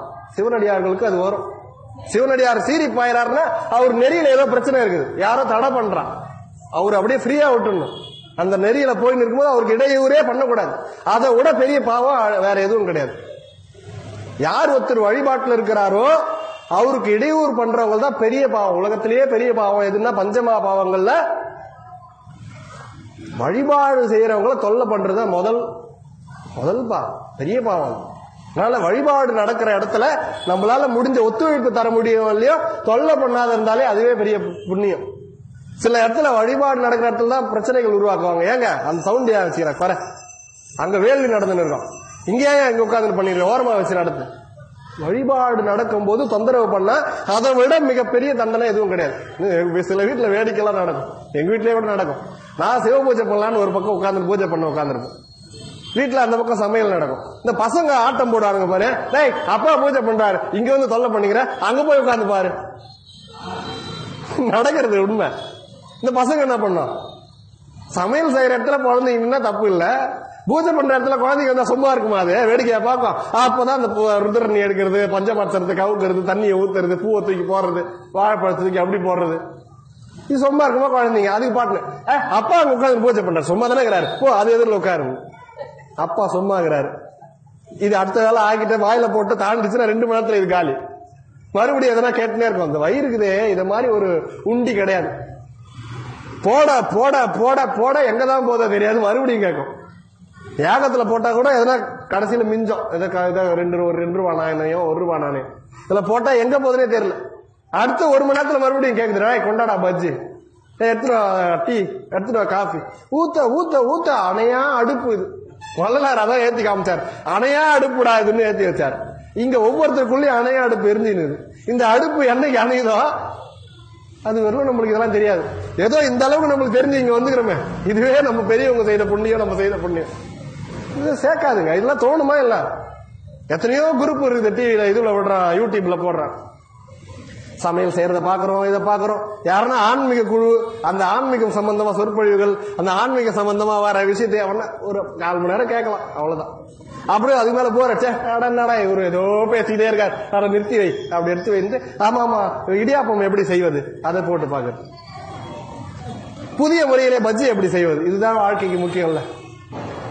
மனம், அந்த மனம் அப்படி இழுத்துன்னு வந்துடும். கொஞ்சம் லைட்டா கொஞ்சம் இடம் விட்டா போதும், காலில் கயிறு கட்டி தூக்கின்னு வந்து போட்டுறது, எங்கேயோ இருத்திடும். அந்த இருட்டுல இருந்து நீங்க பழைய வெளிச்சத்துக்கு வரதுக்கே ரொம்ப காலம் ஆகிடும். அதுக்குள்ள நம்ம நேர திரை எல்லாம் தள்ளி வேண்டியது. ஆனா இந்த ஜங்கம பூஜைக்கு அவ்வளவு மகிமை உண்டு. இந்த ஜங்கம பூஜையில ஈடுபட்டுக்கணும், எங்க நடந்தாலும் ஈடுபட்டுக்கணும். இந்த பக்தியில பூஜை செய்யறவங்களோ இல்ல பக்தி மார்க்கத்தில் இருக்கிறவங்களோ தொந்தரவு பண்ணாத இருக்கணும். அப்படி வீரமெண்டர் நெறிமுறையோடு வாழ்ந்து வருகிறவர். அடியார்களை உட்கார வச்சு சிவபெருமானுடைய புகழ பேசிட்டு இருக்காரு. திருவாரூர்ல நடந்த கதை இது, சத்தியமா நடந்த கதை. அப்ப சுந்தரமூர்த்தி சுவாமிகள் எம்பெருமானுடைய நண்பர், அவரை பத்தி நான் சொல்றேன், அவரை பத்தி நம்ம பேச வேண்டியது இருக்கு. அப்படியேற்பட்ட அடியார் ஒருத்தர் சிவபெருமான வணங்கலாம் சிவாலயத்துக்குள்ள நுழைகிறார். திருவாரூர் ஆலயம் அப்படியே வராரு. தேவாசிரிய மண்டபத்துல எல்லா அடியார்களும் உட்கார வச்சு வீரமெண்டர் எம்பெருமானுடைய புகழ சொல்லிட்டு இருக்காரு. உள்ள வரும்போது அவர் நினைச்சார், இப்போ உள்ள வரும்போது இவங்களை பார்த்து ஐயா வணக்கம் நம்ம சொன்னோம்னு வச்சுங்க, ஒருத்தர் அது பதிகம் பாடுறாங்க, நேரம் முற்றதெல்லாம் நடத்துனீங்க, இவ்வளவு நேரம் பதிகம்லாம் பாடுனீங்க, நான் நேரம் உங்களை வணங்குனா பல்லோரும் எர்த்த பணிந்து அப்படின்னும் போது நீங்க சப்போஸ் என்ன பாக்குறீங்க, ஏதோ ஒரு பாட்டு ஏதோ ஒரு வரி வரும்போது நீங்க என்ன நிமிந்து பாருங்க, நான் அம்மா வணக்கம் அப்படின்னா நாங்க உங்க மனசு சிவன் மேல ஒட்டும், அந்த வார்த்தை மேல ஒட்டுமா? வந்துட்டாரு, அஜிஜோ பாட்டை முடிச்சாகணுமே, ஐயா வந்துட்டாரு நிறுத்திடுவாங்களோ, இதெல்லாம் ஓட ஆரம்பிச்சிடும். சுந்தரர் பார்த்தாரு, இங்க சிவபெருமானுடைய மகிமை பேசுறாங்க, நம்ம வரும்போது ஐயா வணக்கம் வச்சா அத்தனை பேரும் அந்த சிவன் மேல ஈர்ப்பு நின்று நம்மள ஒரு நிமிஷம் பார்க்க தோணும். அப்படி பார்க்கறதுனால அத்தனை பேருக்கும் பாதிப்பாயிடுமோ அப்படின்னு சுந்தரர் என்ன பண்ணாரு, பயந்து அப்படியே நைஸா ஒண்ணுமே தெரியாத மாதிரி அப்படியே ஓரமா சந்நிதிக்கு போயிட்டார். இதெல்லாம் கூட்டத்துல இருந்து ஒருத்தன் பார்த்தான், பேர் இருந்துறாங்க பாருங்க. இதெல்லாம் புராணத்துல இல்ல, நம்ம மேலோட்டமா புரிஞ்சுக்கணும். அடியாரா கோவப்பட போறாரு, என்ன ஆச்சு கேளுங்க. அந்த கூட்டத்துல இருந்து பார்த்தவன் ஐயா பேசிட்டு இருக்கும்போது பக்கத்துல சொரிஞ்சான். என்னடா அப்படின்னாரு. ஒண்ணு கவனிச்சிங்களான்னா, எப்பயுமே புறம் சொல்ல வரவன் நேரடியா சொல்ல மாட்டான், அப்படியே சுத்தி அப்படி, அப்பதான் அது ஸ்ட்ராங்கா போயும். ஐயா கவனிச்சிங்களா என்ன அப்படின்னா, இந்த சுந்தரர் தம்பிரான் தோழர் வந்தாரு, இங்க இத்தனை அடியார் இருக்கும், யாருக்கும் வணக்கம் சொல்லவே இல்லை, யாரையும் வணங்கல, அடியார வணங்காம நேரா ஆண்டவங்கிட்ட போயிட்டாரு. ஒரு பெரிய சிவனடியாரு எம்பெருமானுடைய நண்பரு இப்படி செய்தா அடுத்தவன் நம்மள அடியார்களை வணங்குவானா, இது தப்பு இல்லையா அப்படின்னு எடுத்து தூண்டி கொடுக்குறோம். இவருக்கு உடனே கோவம், இவரு ரொம்ப தப்புன்னு கோவம் வந்துடும். இவரு ஆமா பெரிய தப்பாச்சு, அது அடியார்களை வணங்காத போறவன் ஒரு சிவபக்தனா எப்ப அவன் அடியார வணங்காத போனானோ அப்படின்னாரு. எதனாச்சும் தண்டனை கொடுங்க, அப்பதானே நோரத்தன் கடைபிடிப்பான் அப்படின்ற பக்கத்துல போயிடும். ஆமா கரெக்டா சொன்னேன் அப்படின்னு சொல்லிட்டு இவர் சொல்றாரு, எப்ப சுந்தரன் அடியாரை வணங்காம போனானோ அவன் சைவத்துக்கு புறகுனார். சைவத்துக்கு புறகுனா நான் சைவத்துல இருந்து தள்ளி வைக்கிறேன்னு அர்த்தம். எப்படி பொண்டாட்டி பிடிக்கல டைவர்ஸ் கொடுக்குறோமோ, வீட்டுக்கார பிடிக்கல டைவர்ஸ் கொடுக்குறோமோ, சைவத்துல இருந்து சுந்தரருக்கு டைவர்ஸ் கொடுக்குறாரு யாரு? வீரமெண்டர். செய்ய முடியுமா? எம்பெருமான் சுந்தரருக்காக காதல் கடிதம் எழுதுறாங்க. அவர் பொண்டாட்டிக்கு அவருக்கு சண்டை, இவர் எடுத்துன்னு போறார் தீர்த்து வைக்கிறதுக்கு. வீதி விடங்கர் நடந்து போறார், தெருவுல போய் அவங்க பொண்டாட்டி கிட்ட சொல்றாரு, சேர்த்து வச்சாரா தெரியல சாமிக்கு. சாமி கிட்ட இருக்கிற ஸ்பெஷாலிட்டி தான். சாமிக்கு அதை பத்தி எங்க தெரியும் போது, அவர் காமத்தை எப்பயோ எரிச்சுட்டு உட்கார்ந்தாலு இவர் போய் தூது போய் அவங்க பொண்டாட்டி இவர் சேர்த்து வைக்க தெரியல. ஐயாவுக்கு போய் எவ்வளவு பேசி பாக்குறாரு, நம்ம எடுபடல. நம்ம சாமி சாதுவான ஆளு, போயிட்டு ஐயோ நம்மளுக்கு வேலைக்கு அவளையும் திரும்பி வந்துட்டார். இப்படி ஒரு எம்பெருமான் எந்த சமயத்துல சொல்ல முடியும்? பொண்டாட்டிக வீட்டுக்காரங்க சண்டை, பொண்டாட்டி கிட்ட போய் தூது விடுறான் ஒருத்தன் அடியார். எம்பெருமான் போய் அவன் மனைவி கிட்ட, ஏமா அந்த ஆள் நல்ல மனுஷன், அவனை சேர்த்துக்கோன்னு சொல்ல எந்த தெய்வம் இறங்கி வரும்? சிவபெருமான் எப்படியேற்பட்ட தெய்வம், அவரை இப்படி நடக்க விட்டு எழுதுவாங்களா இந்த புத்தகம் தான்? அப்படி நடக்குமா? அப்ப அப்படி இறங்கி வராருன்னா அப்ப நம்ம தெய்வம் எப்படியேற்பட்ட தெய்வம்? எதை செய்யாது? அடியே எம்பெருமானுடைய கருணையை யோசிச்சு பாருங்க. எம்பெருமானுடைய கருணை அப்படி சுந்தரருக்காக அவ்வளவு செய்தவரை சைவத்திலிருந்து நான் தூக்கி வைக்கிறேன் அப்படின்னு சொல்லி தூக்கி வச்சிட்டாரு. யாரு? விரண்மிண்டர். சரி அப்படின்னு சொல்லிட்டு மறுபடியும் ஒரு ஆரம்பிக்கிறார். விரண்மிண்டர் கதையை சொல்ல ஆரம்பிக்கிறாரு. அப்ப அவனுக்கு மனசு இன்னும் அடங்கல. அவனுக்கு இன்னும் ஒரு ஆசை, இன்னும் மனசு அந்த புறம் சொன்னவனுக்கு எவ்வளவுதான் பனிஷ்மெண்ட் கொடுத்தாலும் இவருக்கு இன்னும் பத்தல. இவன் என்ன பண்ண, மறுபடியும் சொரிஞ்சான். சாமி நீங்க சொன்னீங்களே சுந்தரர் தூக்கி ஒதுக்கி வச்சிட்டேன்னு. ஆமா, என்னடா அப்போ நீங்க ஒதுக்கிட்டீங்க. அவர் என்ன பண்ணாரு, நேரா உள்ள போய் ஆண்ட முன்னாடி வணங்குறாரு, அவனை அவர் சேர்த்துக்கினாரு அப்படின்றான். மனுஷனுக்கு மனுஷன் கோல் முட்டுறது போய் எப்படி ஏற்பட்டாளாகிறான். மனுஷனுக்கு மனுஷன் கோல் முட்டினா அது சரி, இப்ப கடவுளையே கோட்டு வர்றான் இவர்கிட்ட. இவர் பேசுறத கடுப்பை, ஆமாண்டா தப்பு கரெக்டா சொன்னடா அப்படின்னு அவர் என்ன சொன்னாரு, ஆமா நான் எப்ப சுந்தரனை தூக்கி ஒதுக்கி வச்சனோ அவன் உள்ள போன பின்னாடி அவர் சத்திர சிவபெருமானே தூக்கி ஒதுக்கலாம். சிவபெருமானே சைவத்துக்கு பொறுக்கணும். எப்படி? சைவத்துக்கு அதிபதி தலையாய தலைவர் சிவபெருமா, அவனே ஒரு சைவத்துல குறிப்பிட்ட ஒரு நபர் சிவபெருமான நான் ஒதுக்கி வைக்கிறேன்னு சொன்னா இந்த மாதிரி சமயம் எங்க இருக்கும்? இவ்வளவு சுதந்திரமான சமயம் உண்டா? நடந்தது. சரி, அப்படியே அவர் செய்துட்டாருன்னா நம்ம என்ன பண்ணிருக்கணும்? பின்னாடி வந்த சைவன் அடியார்கள் இப்படி ஒரு கதை நடந்தா மாதிரி காட்டாம அந்த ஆளை திட்டி நம்மளா என்ன பண்ணிருப்போம்? விரண்மிண்டர் ஒரு ஆளா, அவனுக்கு அறிவு கிடையாது, அவன் இப்படி செய்துட்டா அப்படி செய்துட்டான்னு அவனை பத்தி ஒரு மூட்டை இதுவை எழுதி அப்படி ஒதுக்கி வச்சிரும். ஆனா நம்ம என்ன பண்ணாரு, நீ வாடா நீ ஒரு சீட்டுறா, உனக்கு 63 நீ ஒரு ஆள் உட்கார்றான்னு உட்கார வச்சான். இப்படிப்பட்ட சமயங்க நம்ம சமயம். வேற எந்த சமயத்துலாம் போய் உன் தெய்வம், நம்ம ஒரு மதம் இருக்குது, அந்த மதத்துடைய தெய்வம் இருக்குது, அந்த தெய்வம் ஒழிக, அந்த தெய்வத்தை தூக்கி ஓரமா போடுறான்னா எவனா என்ன பண்ணுவான்? ஓடி போய் தலையை வெட்டிட மாட்டான். நம்ம சமயம் அவ்வளவு சுதந்திரம் கொடுத்துருது. எம்பெருமானே சைவத்துக்கு புறகுன்னு ஒதுக்கி வச்சாங்கன்னா அப்படியேற்பட்ட சமயம். இவர் எதனால ஒதுக்கினார்? எம்பெருமான் மேலேயோ அந்த சுந்தரம் மேலேயோ கோவம் இல்ல, அடியாரை வணங்காது போறது குற்றம்னார். அப்ப எம்பெருமானை காட்டிலும் அடியார்களுடைய புகழ் அவ்வளோ ஓங்கணும். அதை குறிப்பிட்டார் ஜங்கமத்துக்காக. அப்படி பேசினவரை நம்ம சைவ சமயத்துல ஒரு இடம் கொடுத்து அவருக்கு ஒரு நாயன்மாரா உட்கார வச்சு வணங்குறோம். அப்படிப்பட்ட சமயம் நம்ம சமயம். சுந்தரர்லாம் நிறைய வேடிக்கையா இருக்கும். அவருடைய வாழ்க்கை வரலாறு எடுத்தா தெரியும். சாமியங்க நம்மளாம் நினைக்கிறோம் சாமியை கடவுளை, அஜிஜோ டேய் அப்படி எடுக்காத, சாமி கண்ணை குத்தம், இப்படி பண்ணாத, சாமி உன்னை உண்டுல்லன்னு பண்ணும், இப்படி பண்ணாத உன்னை சூழாயத்தால குத்திரும், இப்படி செய்யாத, சாமி உன்னை உண்டுல்லன்னு பண்ணிடும், உன்னை ஒழிச்சிடும், சிவனை வணங்காத, விபூதி இடாத, சிவன் கோயிலுக்கு போவாத, நீ நாசமா போடுவ, நீ இப்படி போயிடுவ அப்படின்னு பயம் கொடுத்துறாங்களே, இது மகா பாவம். நம்ம சாமி மாதிரி யாருங்க இறங்கி செய்ய முடியும்? பொண்டாட்டி தூது விட்டாங்க, போய் வந்தாரு, இவரை போய் அப்படி சொல்றது. தயவு செய்து மக்களே, ஆண்டவனை எப்போ பயபக்தி இருக்கணும். ஆனா நான் எது செய்தால் ஆண்டவன் அழிச்சிடுவானோ பயந்துக்குன்னு பக்தி வர்றது தப்பு. பயபக்தி இருக்கணும், பக்தியில பயம் இருக்கணும், நெறியில வழுவாத இருக்கிறதுக்காக அந்த பக்தி பயம் சொல்லியிருக்காங்க. ஆனா நான் டெய்லி இந்த கோயில், இன்னைக்கு ஒரு நாள் நான் கோயிலுக்கு வரலன்னா என் வாழ்க்கையில எதனா சோதனை கொடுத்துருவாரோ, இப்படி பயந்துனே கோயிலுக்கு வரவன் நிறைய பேர். நீ வந்தினா பயன் இல்லைங்க. அப்படி பயந்துன்னு நீ கோயிலுக்கு வந்தினா நீ பயன் இல்லை. டெய்லி பூஜை பண்ணிருந்தேன், இன்னைக்கு ஒரு நாள் என்னால முடியல, ஏதோ ஒரு சூழ்நிலை, இன்னைக்கு நான் விட்டா எனக்கு வீட்டுல சண்டை வந்துருமோ, இல்ல வேலைக்கு கம்பெனியில வேலையை விட்டு தூக்கிடணும், எனக்கு வர வேண்டிய வருமானம் வராத போயிடுமோ. சாமியை எதிரியா பாவிக்கிறது மிகப்பெரிய குற்றம். அதுக்கு பயந்து நீ செய்தினா பயன் இல்லாத பூஜை, பயன் இல்லாத செயல். உன்னுடைய ஆத்மார்த்தமான அன்பு கொண்டு நீ பூஜை பண்ணு. இன்னைக்கு நான் அந்த இடத்துல வந்தா எனக்கு ஒரு திருப்தி கிடைக்குது, எம்பெருமானே உன் திருமுகத்தை தரிசனம் பண்ணிட்டு போனா எனக்கு ஒரு ஆனந்தம் கிடைக்குது, அதுக்காக நான் வரேன். உன்னை வணங்கினா எனக்கு ஒரு ஆனந்தம் இல்லாத ஒரு இன்பம் கிடைக்குது, அதனால நான் வரேன் ஆண்டவனே அப்படின்னு அன்போடு நீ ஆண்டவனுக்காக நீ வந்தீனா அப்பொழுதுதான் உனக்கு ஆண்டவன் செவிசாச்சு உன்னை திருமுகத்தை தரிசனம் பண்ணி உனக்கு அருள் தராரு. நீ பயந்துன்னு ஐயோ நேர்ல போய் நின்று வணங்கிட்டேன் நீ சிவனை, இன்னைக்கு எனக்கு என்ன ஆகுமோ தெரியலையே, சைடுல வந்து வணங்கிட்டேனே, இதனால சாமி கோச்சி பாரு, நான் இந்த பக்கம் சுத்தாத அப்படி சுத்திட்டேனே, நான் இப்படி பண்ணிட்டேனே. ஆண்டவனுக்கு பயந்து பயந்து பயந்து போறதுனால நம்ம சமயம் அப்படி வைக்கலைங்க. நம்ம சமயம் மாதிரி சுதந்திரம் யாரும் கொடுக்கல. நம்ம ஆண்டவன் இப்படி ஓடியாருவான், அழைச்சா ஓடியாருவான். ஒண்ணும் இல்லைங்க. திருவிளையாடல் புராணத்துல சொல்லுவாங்க, ஒரு பன்றி குட்டி 4 குட்டியை போட்டுட்டு தாய்க்கு பன்றி இறந்துருச்சு. அது விதி முடிஞ்சிச்சு. ஆண்டவன் நினைச்சாலும் விதியை மாற்ற முடியாது. ஏன்னா அதுக்கு மறுபிறவி போட்டு அதுக்கு அனுப்பணும். அது சில ரூல்ஸ் எல்லாம் இருக்கு. சாமி பார்த்தா அந்த குட்டி அந்த பன்றிகள் தவிக்குது. தாய் பண்ணி இறந்தவன் என்ன இருக்கும்? பால் குடிக்க வேணாமா? இந்த துடிப்பு, அந்த அன்பே சிவம். அதுதான். ஒரு உயிர் துன்பப்படும் போது பார்த்து கை தட்டி சிரிக்கிறான் பாருங்க, அவன் தான் அசுரன்.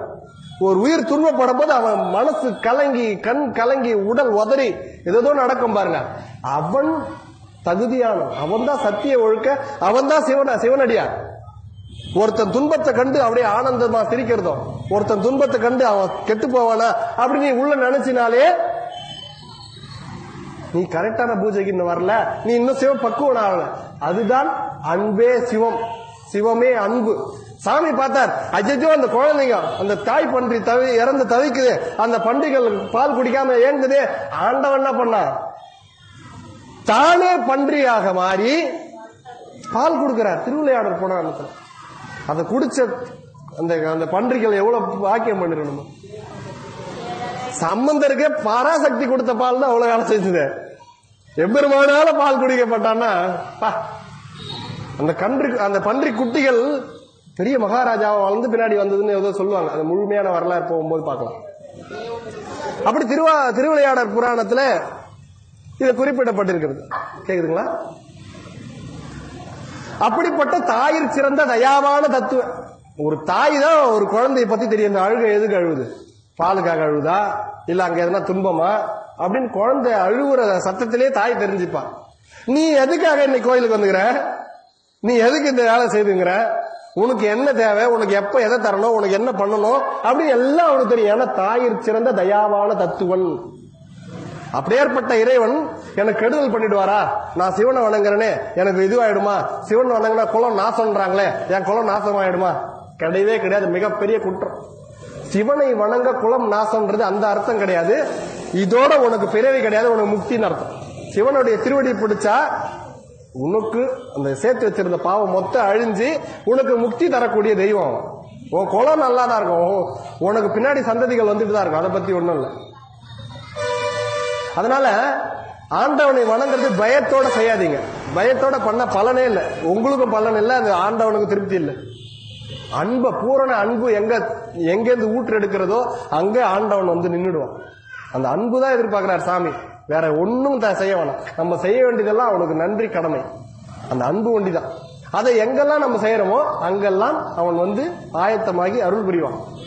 அப்படி நம்மளுடைய அடியார்கள் அவரை அந்த அளவுக்கு நண்பராகவே பாவிச்சவர் சுந்தரமூர்த்தி சுவாமிகள். அவருக்கு ஏற்கனவே திருக்கைலாயத்துல போட்டு அமைச்சிட்டார், உனக்கு 2 தாரண்டான்னு சொல்லி அமைச்சாரு. இந்த புண்ணிய ஆத்மா என்ன பண்ணுச்சு, கிளம்பி வரும்போது உனக்கு பிறவிடா நீ செய்துட்ட. அதாவது திருக்கைலாய இதுல சாமி இருக்காரு, சாமிக்கு பூ பறிச்சு கொடுக்கிறவர் சுந்தரமூர்த்தி சுவாமிகள். தினசரி போய் நந்தவனத்துல பூ பறிக்க போவாரு, தொடுத்து வந்து ஆண்டவனுக்கு அர்ப்பணம் பண்றாரு. அப்படி இருக்கும்போது ஒரு நாள் திருக்கைலாய மலையில போய் அந்த நந்தவனத்துல போய் பூ பறிக்க போறாரு. அப்ப பராசக்தியுடைய தேவிகள், அவங்க தோழிமார்கள் 2 பேரும் அந்த பக்கம் வந்து அவங்கள பூ பறிக்க வராங்க. இவர் பூ பறிக்கும் பொழுது, அவங்க பூ பறிக்கும் போது இவங்க 2 பேரும் பாத்துக்கிறாங்க. அந்த 2 பெண்மணிகளும் சுந்தரரை பாக்குறாங்க, சுந்தரர் அந்த 2 பெண்மணிகளும் பாக்குறாரு. ஒரு நிமிஷம் இவர் என்ன எவ்வளவு அழகு அப்படின்னு அந்த 2 பேரும் நினைச்சாங்க. இவர் நினைச்சாரு, ஆஹா இது 2 பெண்களும் எவ்வளவு அழகுன்னு நினைச்சாங்க. முடிஞ்சு போச்சு, காமனையே எரிச்சி ஆடாது. இவர் பூ தொடுத்துக்கிட்டு அதுதான் நம்ம இப்படி நினைச்சிட்டோமே அப்படி ஒரு நிமிஷம் அப்படி மைண்ட் மாறி அடடா தப்பு பண்ணிட்டோம் அப்படின்ட்டு இவர் வந்து சாமி கிட்ட வராரு. வந்தவனே சாமி சொல்லிட்டாரு, சுந்தரா இங்க வாழ்றாரு, பூலோகத்தில் போய் பிறப்பாயாக.